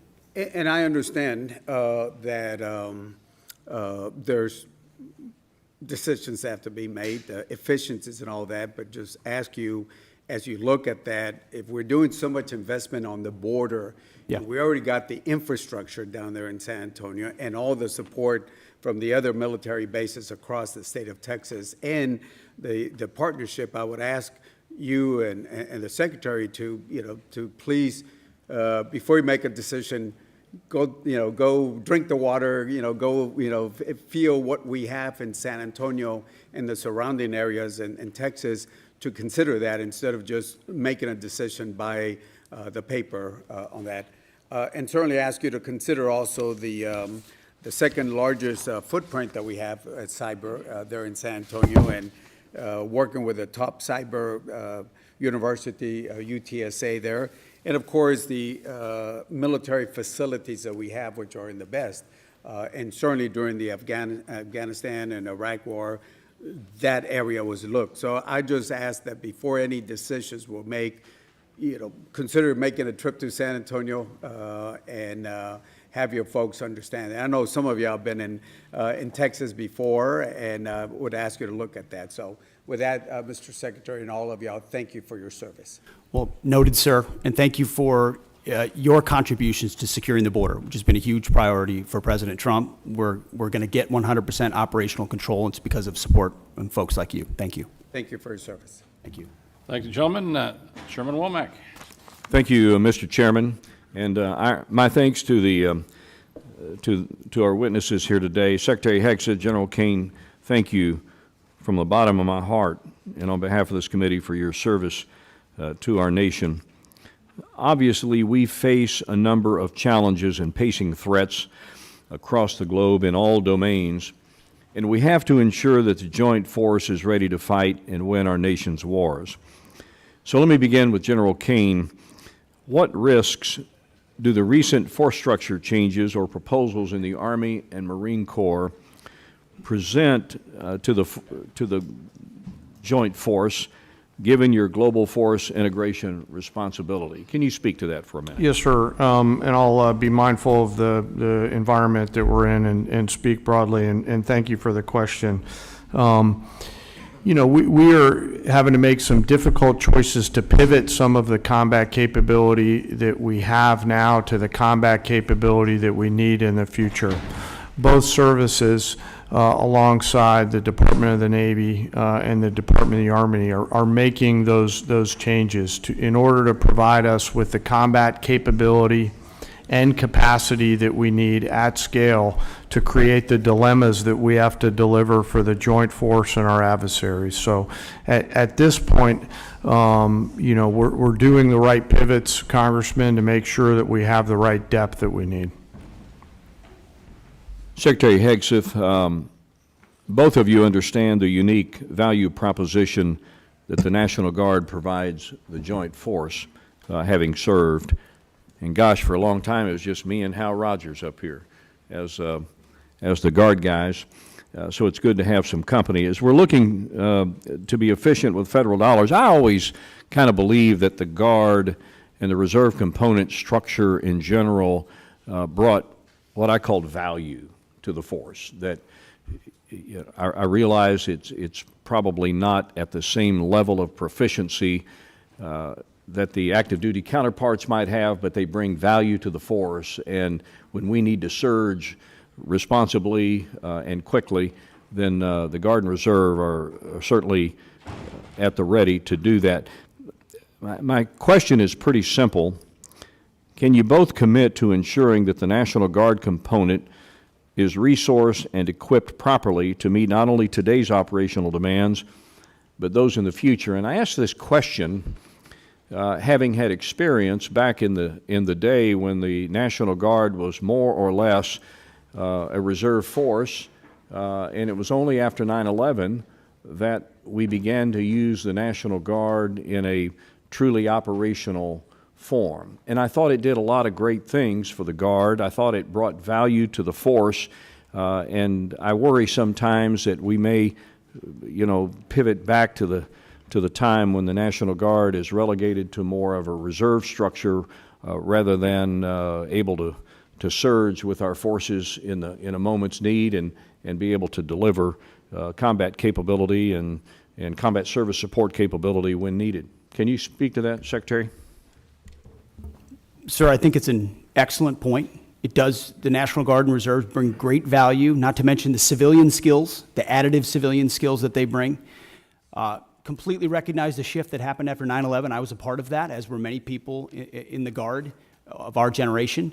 I think we're entering an even another phase, especially under President Trump with his focus on the homeland, where the National Guard and Reserves become a critical component of how we secure that homeland and apply those civilian sets across the spectrum. So when you're looking at, say, the Army, for example, what we need in the active Army vis-a-vis the National Guard will not be a reflection of what we need or don't need. It will be a right sizing of where that particular application would be best used. And the National Guard is a huge component of how we see the future, sir. General Caine. Sir, you know, the policy makers tell us what size our force should be. What I will commit to you, and by the way, thank you both for your service in the Guard. As a fellow Guardsman, you're legendary in those hallways. What I will commit to you is that I'll make sure that the voice of the Guard is heard at the policy level pursuant to my job as a chairman. I yield, Mr. Chairman. I thank the gentleman. Mr. Case. Thank you, Chair. Mr. Secretary, at the Shangri-La Dialogue, in your speech of May 31st, you stated, and I quote, "Here in the Indo-Pacific, our futures are bound together. The prosperity and security of the Indo-Pacific are linked to those of your people." You went on to talk about the benefits from the, quote, "peace and stability that comes with a lasting and strong American presence here in the Indo-Pacific," end quote. Do you believe that the only way to achieve our contributions to peace and security and stability in the Indo-Pacific is through military strength alone? Sir, certainly not through military strength alone, although military strength is the business that we're in. So we're building partnerships across mill to mill, whether it's the Philippines, Japan, Australia, more actively than any other part of the world, because the application of American strength is not America alone. It's by, with, and through partners who share mutual objectives. And so Okay, we are so you- very invested in military-to-military So relationships. you, as the Secretary of Defense, believe that we need to take a broader approach in the projection of national power, national influence than simply our military. Is that correct? Well, sir, that's not my job. My job is the military application. So Yes, but- others will determine the broader spectrum of that, but it's always useful to have other applications of Okay. power as well. But how others actually do that does impact your job in running our military, right? I mean, your military operations, your military presence, your mill-to-mill relationships that I agree are important, are all going to be impacted by our non-military projection of power, influence, and assistance throughout the Indo-Pacific. Is that correct? I would just say that from my 2 recent visits to that region, meeting with many of those ministers of defense multiple times, their focus is what capabilities can we share together, interoperability and capabilities that establish deterrence, because the most important message America can still send, and they can still send, is hard power capabilities. What can we project? Where can we project it? As the chairman said, what dilemmas can we create? That's the business that we're in. And so we work with those partners that share common goals. And our militaries are working better together than they ever have. And I think I that helps appreciate your support focus security. on the military side. That's obviously directly your job, but I'm asking you to think and comment more broadly on our big picture approach to the world. This administration, for example, has proposed to reduce the State Department by $8.3 billion, the Economic Support Fund, the Development Assistance and Democracy Fund, and the Assistance for Eurasia. This administration has illegally sought to destroy the U.S. Agency for International Development, and in its budget request, reduce it significantly down to close to zero. This administration has proposed to reduce the international narcotics control and law enforcement effort by $1.2 billion. This administration has proposed to eliminate the Millennium Challenge Corporation, or not eliminate it, but reduce it by $1 billion, a significant reduction.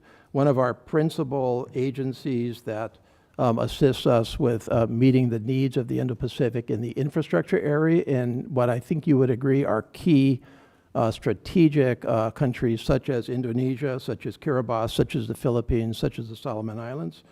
This administration has proposed to reduce international organization contributions by 83%. This administration is not following through on commitments that we made to the freely associated states, all of which are strategically critical to this country, to expand veteran services in those 3 countries, Palau, the Federated States of Micronesia, and the Marshall Islands. This administration appears to be slow-walking the resurgence and expansion of the Peace Corps throughout the Indo-Pacific. Do you think that that will affect your job in the military space with your relationships with those countries? No, sir, I would add to that list the elimination of most USAID programs, which I don't hear anything about because a lot of them were wasteful and duplicitous, and I'm glad we got rid of them. Well, I've had those and conversations as far as with those you mentioned countries. international organizations, the 83% reduction Again, I hear nothing about that because Have most you of those talked to those international countries? organizations are not serving U.S. interests. Mr. And so we shouldn't Secretary, be have you funding them talked to if they're those not countries serving about U.S. the interests. impact? So I don't hear from our allies problems about that. Well, I because don't think you're talking to the those right were not people. part of their calculus Yeah, of American if you power. talk to any one of those countries, they'll tell you that they're deeply concerned with the reduction of non-defense dollars, and it will in fact influence our presence and our contribution to your stated goal of peace and stability I and think they security respect in that the we're Indo-Pacific. reducing waste on programs that aren't actually affecting Gentleman, change time on the has ground. expired. Mr. Diaz-Balart. Thank you, and to three of you, thank you. Thanks for being here, and thanks for your service. Mr. Secretary, I have two questions. First one is, and you mentioned recruitment at the beginning. During the last 4 years, we got used to just hearing how the recruitment was not doing well, and it was just the new reality. And then all of a sudden, that reality has changed. If you can comment on why that reality is, I think a lot of us know, but if you could talk to us a little bit about this new reality, which you don't hear much about in the press, about how that has changed dramatically. Question number one. Question number two is, a number of years ago, Southcom was moved from Panama to South Florida. There's a lot of reasons for that move. It was to get it because it was in close proximity with others like Giada South, Special Operations Command South and Homestead, Joint Task Force Guantanamo, the Joint Task Force Bravo in Honduras, the U.S. Coast Guard 7th District, which is the busiest district in the entire country, but also because in South Florida you have this multicultural, multilingual community, and as you know, Southcom deals with multiple countries, 40 different languages, and so it was not just a cost savings potentially, but it was also made a lot of sense. I believe that continues to be the case. Nothing has changed. If anything, what's changed is that the Western Hemisphere has gotten a lot more dangerous. And obviously we have Iranian influence, Russian influence, Chinese influence. I'm very grateful, Mr. Secretary, I don't know how much you had to do with that, of the President's change in attitude on no longer appeasing enemies of the United States in the Southern Hemisphere, whether it's Venezuela or Cuba. But again, there goes the importance of having Southcom where it is. And I just would like your thoughts, if you've had an opportunity to look at that, because it was moved from Panama. It just wasn't in South Florida for the heck of it. It was a decision made. It was the right decision. It's proven to be the right decision. So, two questions. If you can answer them, I'd love to hear it. Well, sir, thank you for the question about recruiting. What changed is a commander-in-chief that America's young people believe in. President Trump was elected in November, inaugurated in January, and at first I called it the Trump bump. But then it became clear that's not enough. This is a tsunami of support amongst young Americans who want to serve under a president who they know has their back, who will fund them properly, who will not use them unnecessarily, and will make sure they are part of deterrence for the country with a focus, first and foremost, on the homeland, then deterring strengths and making sure our allies step up and carry more of the burden. So you've got a historic surge in the Army, the Marine Corps, Navy, Air Force, you name it, Americans are responding because the president says a new spirit. And he's right, and you can feel it in the ranks. You go out to formations, you talk to men and women on the border, they believe in what they're doing in securing that southern border. You talk to them across the world, they're enthused about this new administration and its leadership. So it's President Trump, sir. And then as far as Southcom, it is President Trump's focus on our hemisphere has in many ways reinvigorated the mission of Southcom and the recognition of securing American interests, but also pushing back Chinese malign influence. Panama is a great example of that, but across Central and South America. So Southcom is right where it is. We're grateful for the great work that they do. I've had an opportunity to spend a lot of time with them and their commander, and we work by, with, and through a lot of allies. Mr. Secretary, I'm a little confused. Are you telling me that the folks that are now voting with their commitment to the country are not upset that they're not able to use different pronouns? Is that not a priority for the folks that are now signing up for our military? Well, sir, if they wanted to get a woke indoctrination, they could just go to college.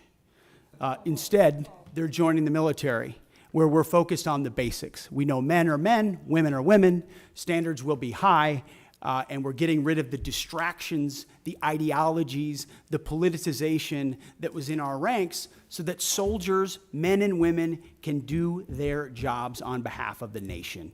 I think that's all that American people, that's all the people who want to serve want, is that clarity and that support, and President Trump is giving it. Well, Mr. Secretary, I would also add that I think having you there has made it very clear what the attitude is. And I will tell you, to me, it's really, really refreshing, and I thank you all. I appreciate it. yield back. Thank you, sir.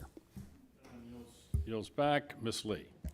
Thank you, Mr. Chairman. Thank you for being here. Mr. Chairman, I ask unanimous consent to submit to the record an article from the New York Times entitled, "China's Chokehold on This Obscure Mineral Threatens the West Military." Without objection.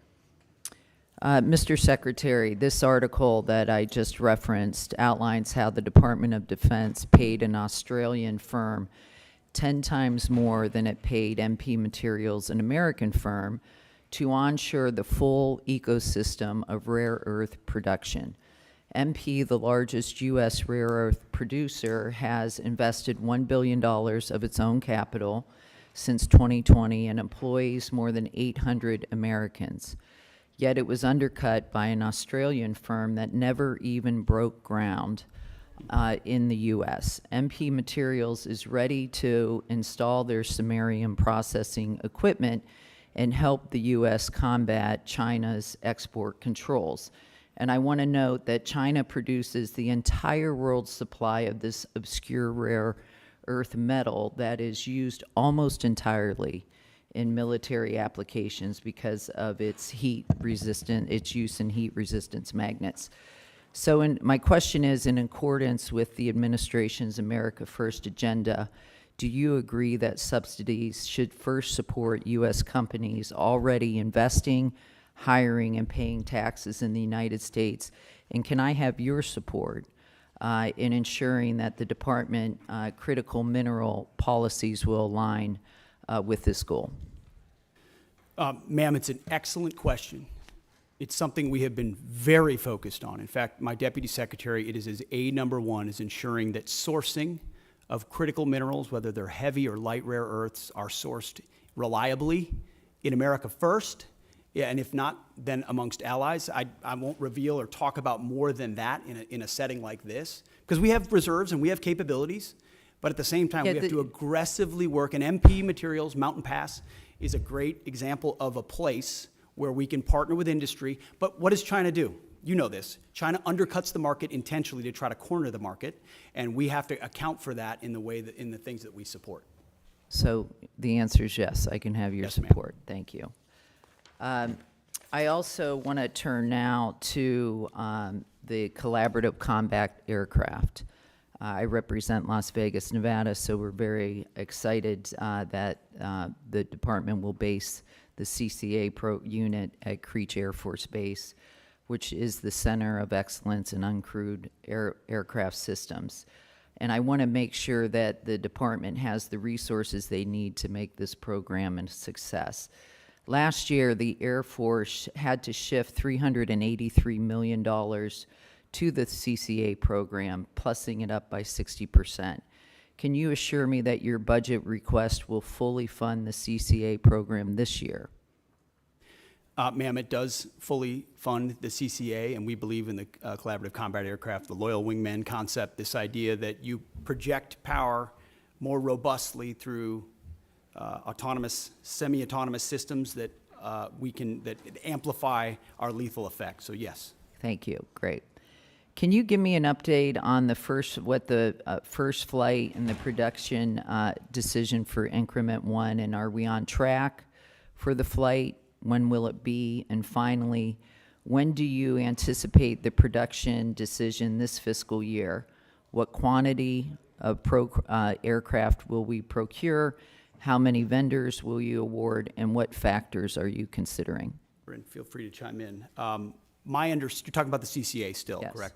My understanding is later this year on the flight. know but a date? As far as I don't know the exact date, ma'am. But Bryn, you might know. Yes, ma'am. We can get back to you on the specific date. It should be this fiscal year. And for our budget request, it's $804 million for the collaborative combat aircraft.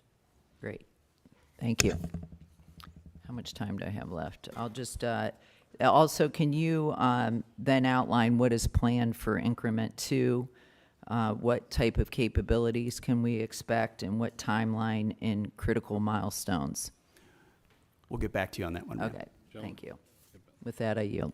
Thank you, gentlelady. And I'd just like to point out that Mountain Pass is in San Bernardino County, California. So one of the only critical mineral mines only left in the United States. Hopefully that'll change soon. Mr. Joyce. Nope. Mr. Elzey. Thank you, Mr. Chairman. Sergeant Major Troy Black, thank you for all your years of service. You've been serving this country since Ronald Reagan was president in 1988. You leave behind a distinguished career in uniform, wearing that uniform, service to your country. You have served as the senior enlisted advisor to the Commandant of the Marine Corps and now to the Chairman of the Joint Chiefs. And I think, but what will be most missed, if you didn't know this about him, in 2010, he received the Bronze Star with a Combat V for running across several hundred yards of mine-in-placed fields to pick up a fallen Marine. You're a Marine's Marine. You will be missed. You are the pride of Louisville, Kentucky. And I'd like to say, on behalf of this committee and our nation, we're grateful, and fair winds and following seas.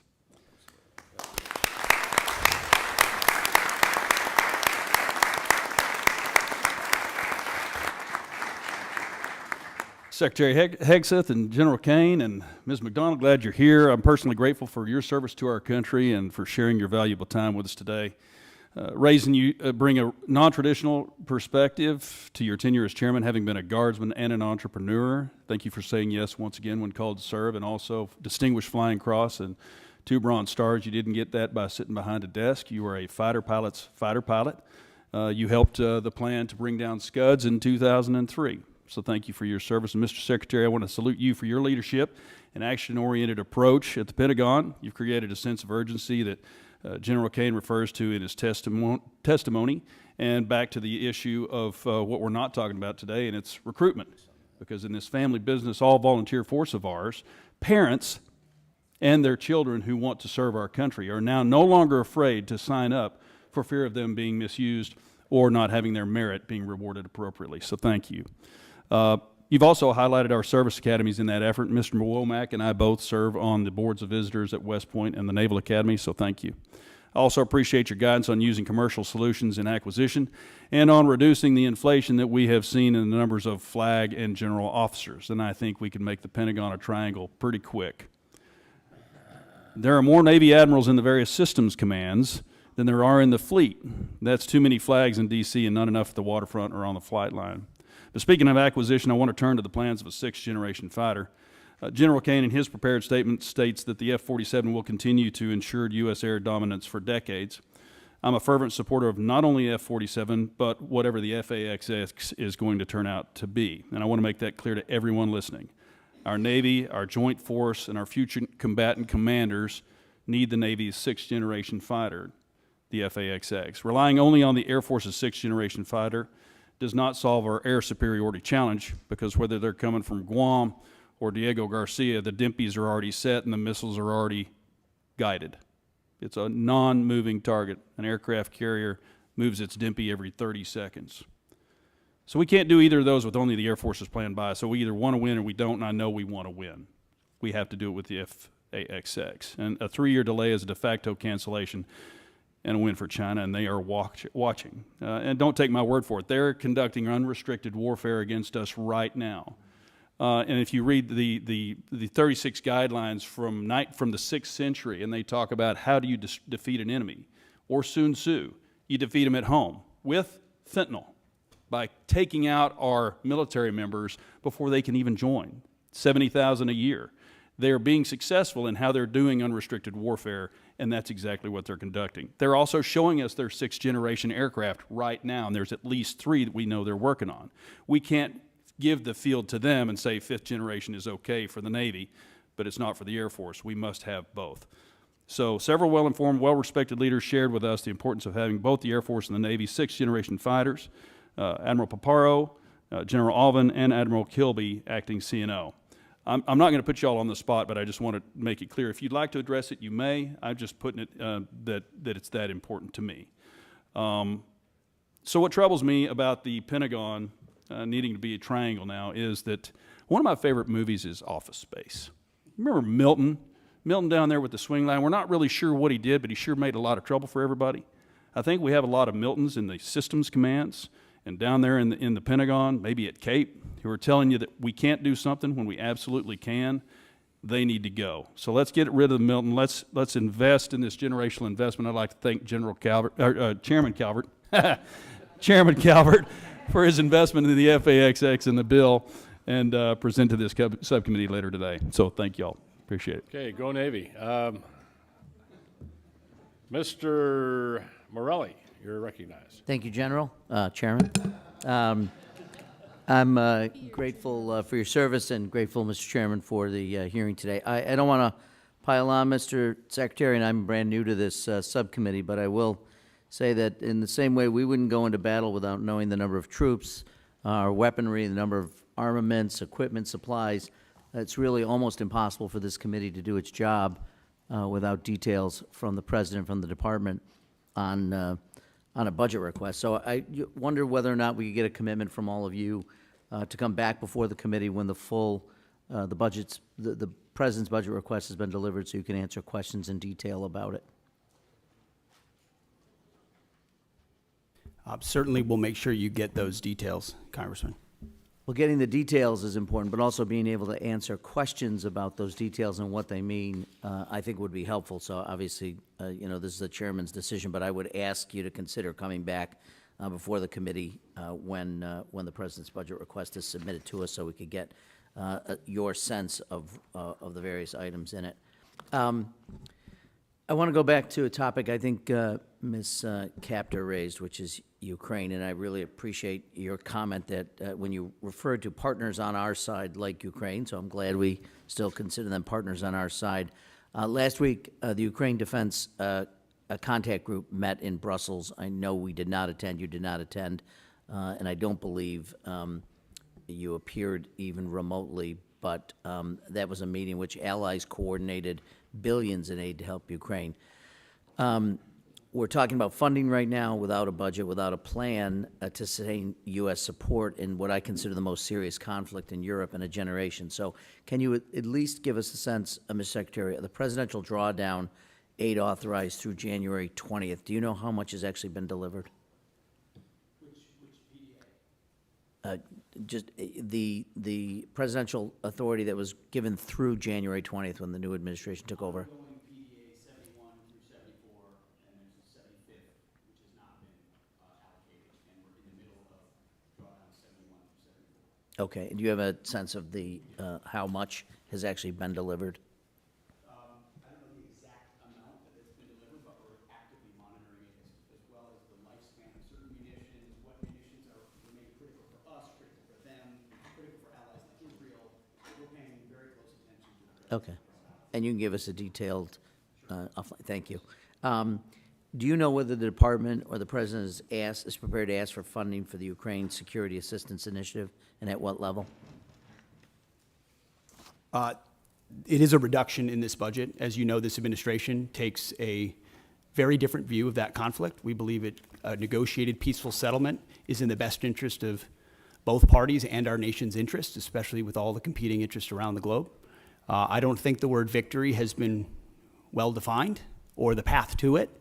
And as a result, a path to peace that stops the killing and the carnage is something that President Trump is very invested in.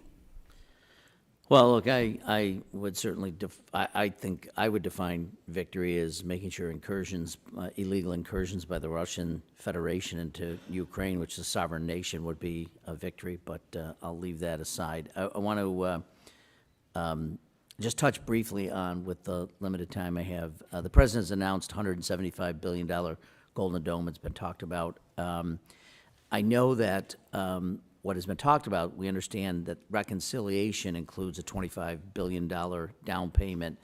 We haven't really received much in clarity on the specifics. Can you tell me what the $25 billion will be used for? Excuse me. There are many specifics that are not fitting for this setting. We're happy to get you at the appropriate level the specifics you request. But what we've done is we've built out the entire understanding of what the architecture would look like, ensuring it includes existing capabilities that can be fielded rapidly. As President Trump has made the case, we need this now, not conceptually in the future. You know, we had SDI under Ronald Reagan, which was a concept. We've fast forward to the ability to deliver these things, and the American people deserve that kind of protection. So multiple layers for multiple different types of threats, coordinated with sensors, both on the ground and in space at other layers. And we've got one of our best Space Force generals fully focused on that project in General Gutlein, who has a background in understanding those types of architectures. So we've pulled the program up to the Office of Secretary of Defense to make sure it's monitored on a monthly, Can you tell us what the even more regular appropriations basis. request will be for Golden Dome in the 26 fiscal year? Well, the gentleman, Go ahead, Brent. excuse me, Ms. McDonald, you can get back to us on that and for the record, and we would appreciate that. Mr. Fleischman, you're recognized. Thank you, Mr. Chairman. Want to welcome Secretary Hegseth, General Caine, and Mrs. McDonald. Thank you. This has been an outstanding hearing. Let me just say this. The world is a dangerous place. The nation is a dangerous place. Heartfelt thank you to each and every one of you officers stepping up and for doing an exemplary job. Thank you so much. As most of you know, I represent the 3rd District of Tennessee. That's the Great Oak Ridge Reservation, birthplace of the Manhattan Project. In addition to serving on this prestigious subcommittee, I'm the chairman of the Energy and Water Subcommittee, which has the NNSA. I'm deeply involved in the recapitalization and modernization of our nation's nuclear deterrent. It will come as no surprise I have concerns about both our progress and posture. Our progress is a concern as we are recapitalizing the entire nuclear deterrent all at once. Meanwhile, Russia has recapitalized its triad minus some bombers, and China is rapidly expanding its numbers and fielding a triad. Of course, there's also North Korea and the looming prospect of a nuclear Iran. As we focus more on the Pacific, our post-Cold War posture is a concern due to the lack of in-theater non-strategic nuclear weapons. This creates a deeply worrying capability gap in the most critical theater. I'll ask my questions and ask for your answers then. First, Secretary Hegseth, given this troubling strategic threat picture, what is your outlook on the current pace and scope of nuclear recapitalization? And then, General Caine, what are your ideas to fill this non-strategic nuclear capability gap in the Pacific? Are there any ways Congress can better support the department's efforts to meet these increasingly tight deadlines? And I'll listen to your responses. Thank you. Sir, thank you. First, if I would just take liberty, both the chairman and I have taken up almost all the oxygen from Bryn McDonald here. I would just take issue with the characterization that we have not delivered a budget and we don't have details and we're not delivering on it. She and her team have done a fantastic job of working as rapidly and as detailed as possible to deliver what we feel very confidently is a robust, detailed delivery of the president's agenda for FY26. So, Bryn, thank you for the work that you're doing and all the details and focus on that have come through. And that the nuclear triad is certainly a part of it. NC3, every single aspect of that. Sentinel with the Nunn-McCurdy breach has to, we are taking a very hard look at that while fully funding it. Columbia class, critical. B-21, which for the most part has been a success story, but needs to be continually monitored as any major platform does. And then the SLICM-N as well, in investing in that capability, considering the advantages we have on the submarine side. So we are fully funding, in fact, even more so in most cases, that capitalization and modernization, which we have to, considering what our adversaries are up to. Thank you, sir. Sure, I just echo the Secretary's comments about non-strategic nuclear weapons, SLICM and the others. And I think it really, for me, centers around 4 C's that we got to do across the enterprise. Change the culture to get after it faster. That's the first one. We got to create competition across the continuum in the defense and national industrial base. We need to buy better contracts and get greater capacity. So no ads other than that, Congressman. Thank you. So if I may, you all feel reasonably comfortable with the way that we're modernizing our triad? Well, sir, I'm not comfortable with the way the Sentinel upgrade had been happening. Understood. With a recognition that it is behind and can't be. And so we're getting at dynamic ways to address that. Different alternatives. Our Deputy Secretary and his team very focused along with Bryn. What do we fund? Why do we fund it? How do we look at new ways to do it? Because the way we've approached it so far has gotten us nowhere fast. Thank you. By the way, I welcome you all to visit Oak Ridge at any time. Thank you, and I'll yield back. Thank the gentleman. Mr. Aguilar. Thank you, Chairman General Calvert. That's right. Thanks to the witnesses for being here. That's okay, Private. Go ahead. The clock's still moving, Mr. Secretary, I want to express my severe concern with the deployment of the National Guard in Los Angeles without consultation of the state of California. There have been photographs that have shown these troops sleeping on the floor and have not been provided fuel, food, or water by DOD. How long will this deployment last, and why were we unprepared to provide them basic necessities such as food and water? The commanders and troops on the field are very well prepared, sir. They responded incredibly rapidly to a deteriorating situation with equipment and capabilities.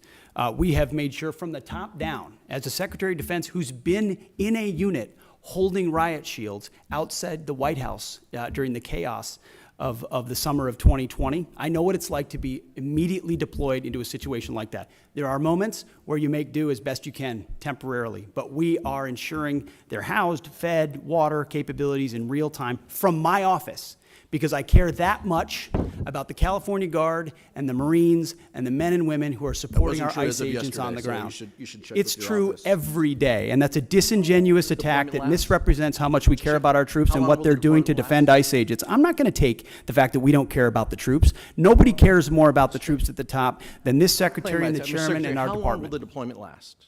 We stated very publicly that it's 60 days because we want to ensure that those rioters, looters, and thugs on the other side assaulting our police officers What is the know that we're not estimated going cost? anywhere. What We're is the here to estimated- maintain the peace on behalf of law enforcement Secretary, officers in Los Angeles, appreciate which you Gavin answering the Newsom question. won't do. What is the estimated cost of the deployment for the Guard and the Marines to LA, and where's this funding coming from? Will it be coming from quality of life programs that affect our service members or our families? If you want to wait till I finish. Before my I hand it to- question, before I- such as updates, housing and barracks. Before I hand it to Bryn, the insinuation that we're pulling money from housing and barracks in order to fund this is disingenuous and incorrect. I'm just asking. Bryn can give you the numbers, absolutely. So the current estimated cost is $134 million, which is largely just TDY costs, travel, housing, food, et cetera.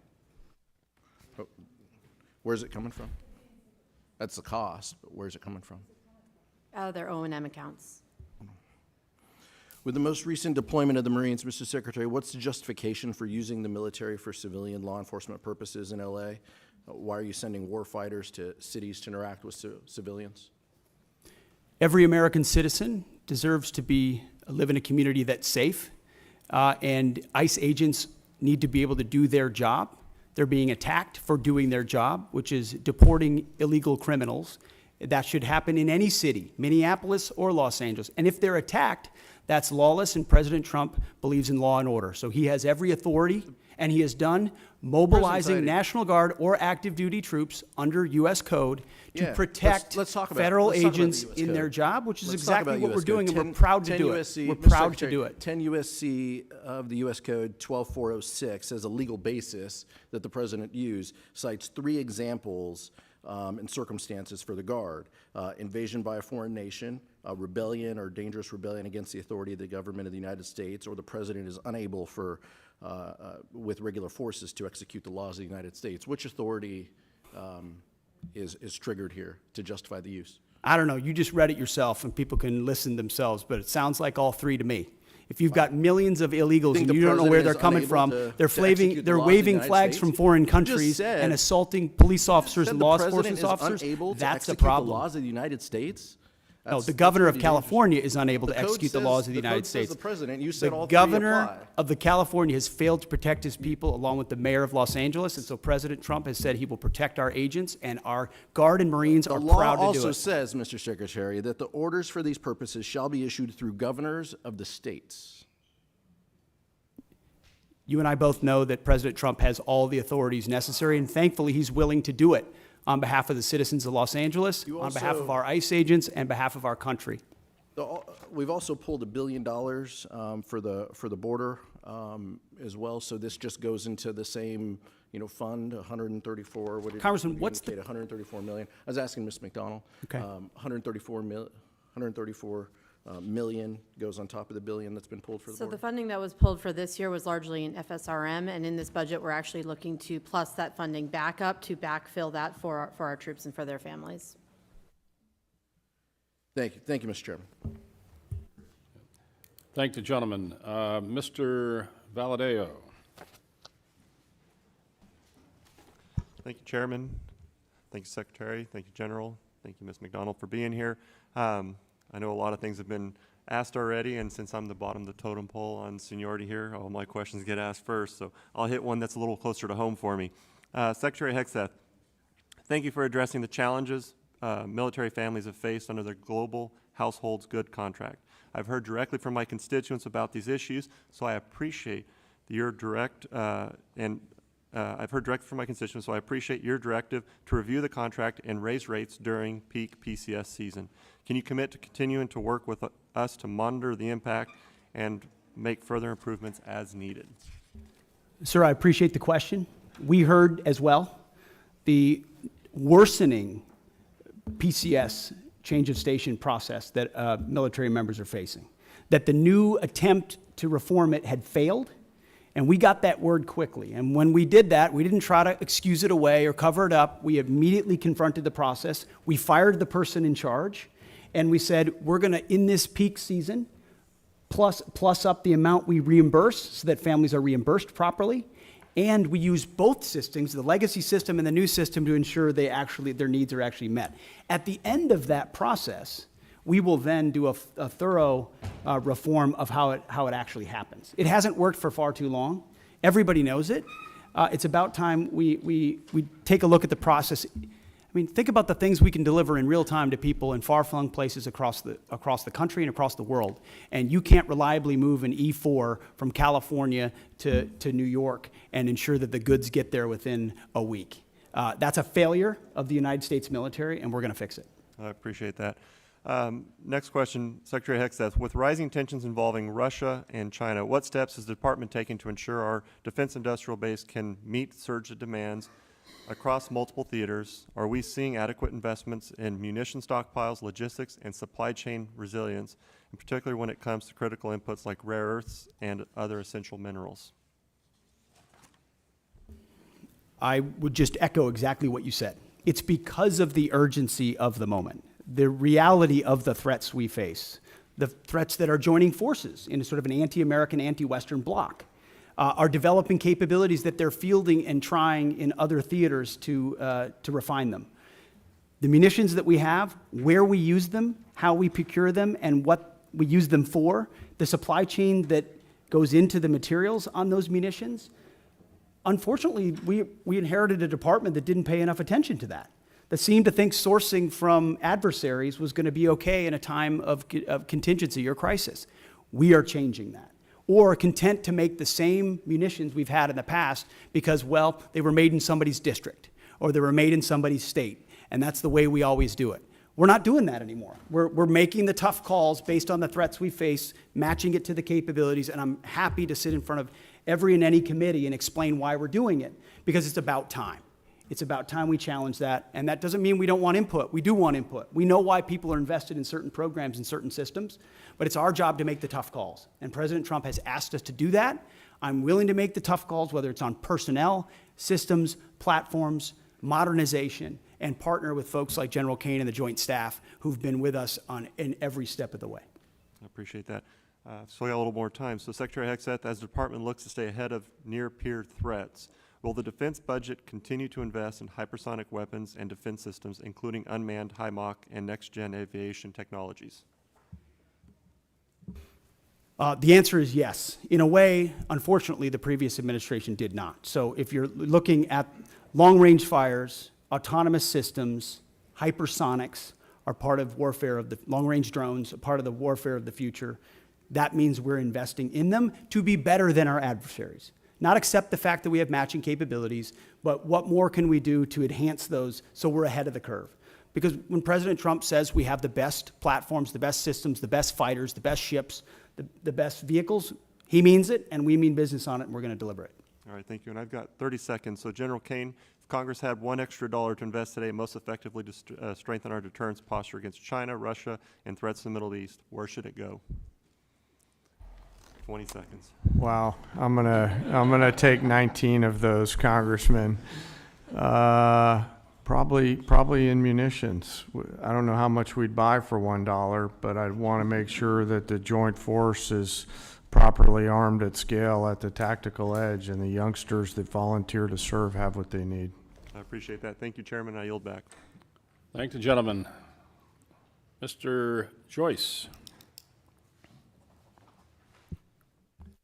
There we go. Thank you, Chairman. Secretary, everybody, I appreciate we had to go out to other, you wouldn't believe this, but there are other hearings taking place. So I went over to bug Secretary Turner and now came back, so it's your turn. Secretary Hegseth, your April 30th memo on Army transportation and acquisition reform directs the Army to expand prepositioned stocks of equipment to the Indo-Pacific. I expect we would need to enhance our industrial base capacity to support this effort. Can you discuss the importance of increasing prepositioned stocks in the Indo-Pacific and how this affects the Army's resources for FY26? It's a great question because it marries up two things that need to be linked and synced and often aren't, right? The capabilities that we have in the priority theater and where we preposition those capabilities. So my job exists on multiple axes of that. One is working with allies and partners to make sure we have places to preposition them, many of which we can't talk about here today, but in the event of a contingency, we can't be relying on a supply chain that reaches all the way back to the States or even to Hawaii or even to Guam. You need to recognize the prepositioning of stocks. But then you have to have those stocks, and they have to be the relevant ones for the systems that you're deploying, and you need a defense industrial base to deliver on that, which is why we've made historic investments in munitions, focusing on priority munitions that would be applied in our priority theater, with a recognition that every munition we spend somewhere else, and I say that as someone who, very proudly, we conducted a very successful freedom of navigation campaign against the Houthis to ensure that our ships don't, and by the way, 2 of our ships transited the BAM successfully, and the ceasefire held very recently. So doesn't mean you don't expend munitions, you judiciously expend them with an understanding that you have to safeguard others for future fights and prepositioning, and then invest in your industrial base. And I think that's why you see a budget with a 13% increase. 13% increase in a defense budget is significant and allows us to both invest in the president's priorities and fast-track munitions that we're going to need. For a guy chairing a committee that has to cut his by 57%, I can tell you getting a plus 13 is a lucky day. Chairman Caine, our forces face growing challenges sustaining operations across contested environments, particularly in the Indo-Pacific. China is investing in capabilities designed to disrupt supply lines, access to forward operating bases, and target critical logistic nodes. What steps are you taking to strengthen contested logistics capabilities, and what investments can Congress make to ensure that you have operational resilience? Well, Congressman, thanks for the question. You know, history tells us that the professionals talk about logistics, and that's what was the big differentiator between us and our adversaries in World War II, is really the logistics power. You know, our teammates within the Joint Force are looking carefully at this right now, and as we look at the adversaries' threat arrays that they have and our ability to defeat them and move the combat capacity that we need to through those difficult places is a key part of that. I don't have a specific number for you, but what I'll commit is, as we think through what contested logistics looks like, as we think through what forward supply points on the first and second island chain might look like, we'll stay close with the committee to make sure that we're communicating early, often, and always about what our needs are. I certainly appreciate that, and I throw out that having a small Air Force Reserve airport in Youngstown, Ohio area. Some great C-130Js up there, Thank you. Congressman. Yeah. Appreciate the help on our fire department for the new inventory we got. But the old stuff we had there, you had maybe 8 planes. You were cannibalizing 3 to feed the 5 because we didn't have parts in storage and those type of things. And I think that's has played out in other areas for us as well. And we need to not only make sure we have the manufacturing industrial base, but we also have the ability to have the parts and inventory on to keep all those things online, or we have to remove them from Yes, service. sir. I know General Alvin and the team at the Air Force is looking hard at that too, to make sure that we've got the right stuff on the shelf prior to that we need, not just in the C-130 community, but the other airframes within the Air Force, and frankly, the Joint Force. Parts are always going to be a driver. And I'm really encouraged by the innovation that's happening to look at things like additive manufacturing, where we get a hold of the specs from companies like Lockheed and others and can just 3D print right on the spot of the requirement. Those have to be in any procurement you do from now on. That you Yes, also sir. get I access think to all so, this sir. It's, the force of the future will fix on the spot, so they'll need to be able to have the parts right there. And as we look at mission command and delegating authorities and responsibilities to our younger commanders and complex command and control problems, part of that is going to be the ability to sustain our force out there at the edge. Thank you very much, General. Yes, sir. I yield Thank back. And thinking of logistics, it made me think at, General Marshall, who went out in the 30s and met with a young lieutenant colonel, and said it's the best logistics officer I've ever met. And that was General Eisenhower. 3 years later, he was a 4-star general. So wars, logistics are important. Mr. Anderholt, you're recognized. Thank you. Thank you, Mr. Chairman, and thanks everyone for being here today, this morning. And as we wrap up the hearing today, let me say the Golden Dome Initiative represents, in my opinion, a substantial investment in our national security, and I credit this administration in pursuing this bold project, and I share your ambition for it. So thank you for moving forward on that. I want to follow up with from my colleague from New York. The President has said that he has chosen an option that will total $175 billion. Can you confirm that number, and when do you hope to make this system of systems operational?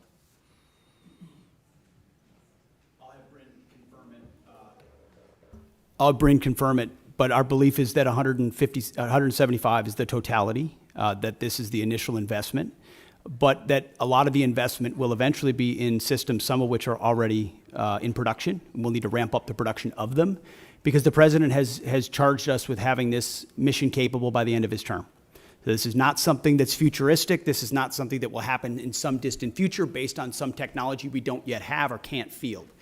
Our approach to Golden Dome will be making sure we can procure existing layers that can talk to each other with new layers on top, because this is a layered system, as was mentioned, to include drones as well in partnership with the services. So can you confirm that, Bryn? Yes, sir. Nothing to add. That's all accurate. And we're still planning towards what the final number is, but the $24.8 billion we're requesting this year is that down payment on the near-term capabilities that we're looking at as part of the architecture. Okay, thank you. Let me switch over, and I'd like to get your thoughts on AUKUS partnership. Not merely as a cornerstone for our Indo-Pacific defense strategy, but also as an opportunity for our defense industrial base. In fact, we've heard from a lot of Australian and UK businesses who are ready, willing, and able to move production to the U.S. given the new regulatory framework under Pillar 2. Britain and Australia set the standard for defense cooperation, bringing real capability and firepower to the fight. Can you preview how this administration intends to fund Pillar 2 efforts to develop and field joint capabilities between all three partners? It's a great question, sir. I've spent a great deal of time with both Minister of Defense Marles from Australia, as well as Secretary of Defense Healy from the UK, to really get our arms around what would be mutually beneficial in this trilateral arrangement. So there's the recognition with Australia in Pillar 1 that they're investing in our defense industrial base. We want to provide them capabilities. We want to make sure those capabilities are part of how they use them with submarines, but also how they integrate with us as allies. In Pillar 2, we don't want to rely just on the architecture of the previous administration. We're looking at sort of the opportunity for a signature program or programs we can work on together that benefit all three. that create processes or procurement opportunities of systems we need for future fights. And we've had, in fact, as recently as last week, I spoke with Secretary Healy about that, and we're looking for those 1 or 2 signature programs. We've got a menu of options. We're at the point where we'll get to right-sizing it and determining it. And you feel at this point that things are on track and you're... That's what we're monitoring, especially in Pillar 1, sir, to make sure that expectations are properly set so that we're not missing deadlines or expectations are shifted in the wrong direction. So we're having honest conversations with our allies like we should, with a recognition that by investing in each other in that defense industrial base, we can have a multiplying effect. Thank you. I yield back. Thank you, gentlemen. Ms. McCollum, any closing statement? Yes, thank you, Mr. Chair. So to Mr. Aguilar's question, and Ms. McDonald, you were helping to fill in the blanks. The money's coming from FSRM, and that's about a 25% cut to that budget to fill on what's happening on the border and now what's happening in Los Angeles. If you could get us the details of what's not going to happen in that account because of that, that would be fabulous. We might want to look and see if we prioritize things in next year's budget to make sure that they're covered. Mr. Secretary, the top line on the budget before us is $830 billion. It is not $901 billion. It's just not. That's the number we have to work with. You can talk about an increase. You've got a lot of things baked in. Hopefully that goes in reconciliation, $6 billion for revitalizing shipyards, 3.5 for F-47s, 25 for Golden Dome, but that's all in reconciliation. And we can't include that in any of our planning. And that's why we are so concerned about getting the money outbreaks in front of this committee. And I'll give you an example. The Navy, their J-books, where they break everything down, I know you're really familiar with them. We had 30 of them in front of us when we were getting ready to do our appropriation last time. We have 0 in front of us this time. So, Mr. Secretary, I know, I believe, honestly believe you want to provide the information, but time is of the essence because this committee wants to do its best work together, both Democrats and Republicans, to make sure the women who serve in our armed forces have the equipment that they need to do the missions that they're assigned to and come home safely because we honor their service and their commitment. Get us the information. Thank you, Mr. Secretary. I thank the gentlelady, and I just make where we're going to agree that we need some more detailed information. We're going to go ahead and we're going to go upstairs here and do the subcommittee mark, but then we're later this week we're going to do the full committee mark on this bill. The Senate is pushing off doing their appropriation bills in general until after reconciliation passes because they want to incorporate that. But we don't have a luxury of time. We'll just have to work out the differences we have in conference. But it's hard for us to do our job without the J-books, without the detailed information, and I know you know that. And so you might talk to your friends at OMB, and if OMB has any friends, I don't know if they do, but and see if they can get this going for us because it would be very helpful. With that, Mr. Secretary, thank you. Chairman, thank you. And Ms. McDonald, thank you. We appreciate all of you being here today. We are adjourned. Thank you. Thank you, General.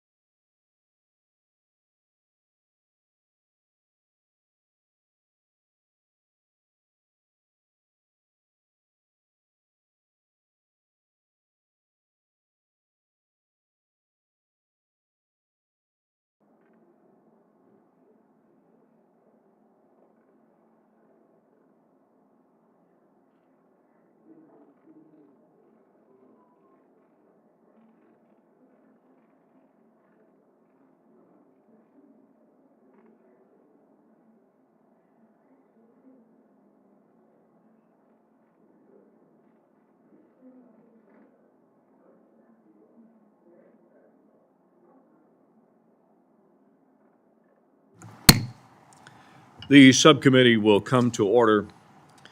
Today, I welcome the Secretary of the Department of Housing and Urban Development, the Honorable Scott Turner, a Big Ten champion in a previous life. Mr. Secretary, I want to thank you for being here to discuss HUD's fiscal year 2026 budget request. I also want to thank you for your visit recently to my district in April. It was great to have you on the ground to see the impact of HUD programs in my district. And let me add, we caught a Razorback baseball game while we were there. And in a shameless plug, I'll give my Razorbacks some credit for making it to Omaha, where they will play Saturday evening against those Bengal Tigers of LSU. It is this committee's responsibility to complete our work on time. I believe we can achieve this goal, and I'm pleased that under Chairman Cole's leadership, we've already begun marking up 12 appropriation bills for FY26. At the same time, it's our expectation that the departments under our jurisdiction spend the funds consistently with the way we appropriate them. We appreciate your partnership as you continue to fully implement the funds Congress made available to HUD for fiscal 25. HUD's request for new budget authority in fiscal 26 is $33.2 billion. That is a $35.5 billion decrease. Let me say that again. That's not a typo. $35.5 billion decrease from the FY25 enacted. HUD also uses mortgage guarantee fees from the Federal Housing Administration and Government National Mortgage Association to offset its spending. The Congressional Budget Office estimates $6.9 billion in offsetting receipts for FY26. That's $1.5 billion less than receipts in 25. Regardless of what the administration sent over in its budget request, the CBO score is what we have to live with, which means we're in an even deeper hole than the president's budget would suggest. To state the obvious, this is a significant reduction in the discretionary budget authority for the department. Mr. Secretary, you heard in April, in my district, many Arkansans are struggling to afford the rising cost of housing. Of course, it's not unique to Northwest Arkansas. The Census Bureau's American Community Survey found that 31% of American households were cost-burdened due to rising housing costs in 23, including 27% of households with a mortgage and 50% of households with rent. This is why HUD's impact is felt in every district.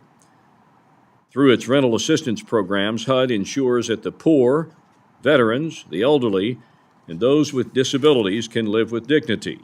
It provides economic development dollars for local governments. It helps fight home-based hazards and provides a hand up for communities recovering from disasters. Because of your department's important mission, Secretary Turner, I'm deeply concerned about the deep cuts the administration's budget makes to HUD. These proposed cuts would radically affect HUD's mission and operations. I'm interested in hearing how a $27.6 billion reduction to HUD's rental assistance programs will help HUD serve our nation's most vulnerable.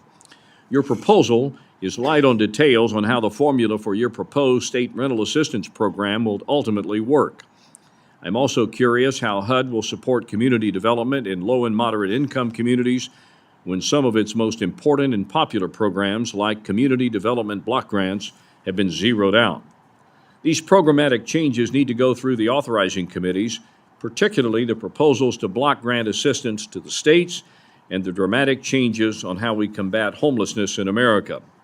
These ambitious proposals require an all-in effort.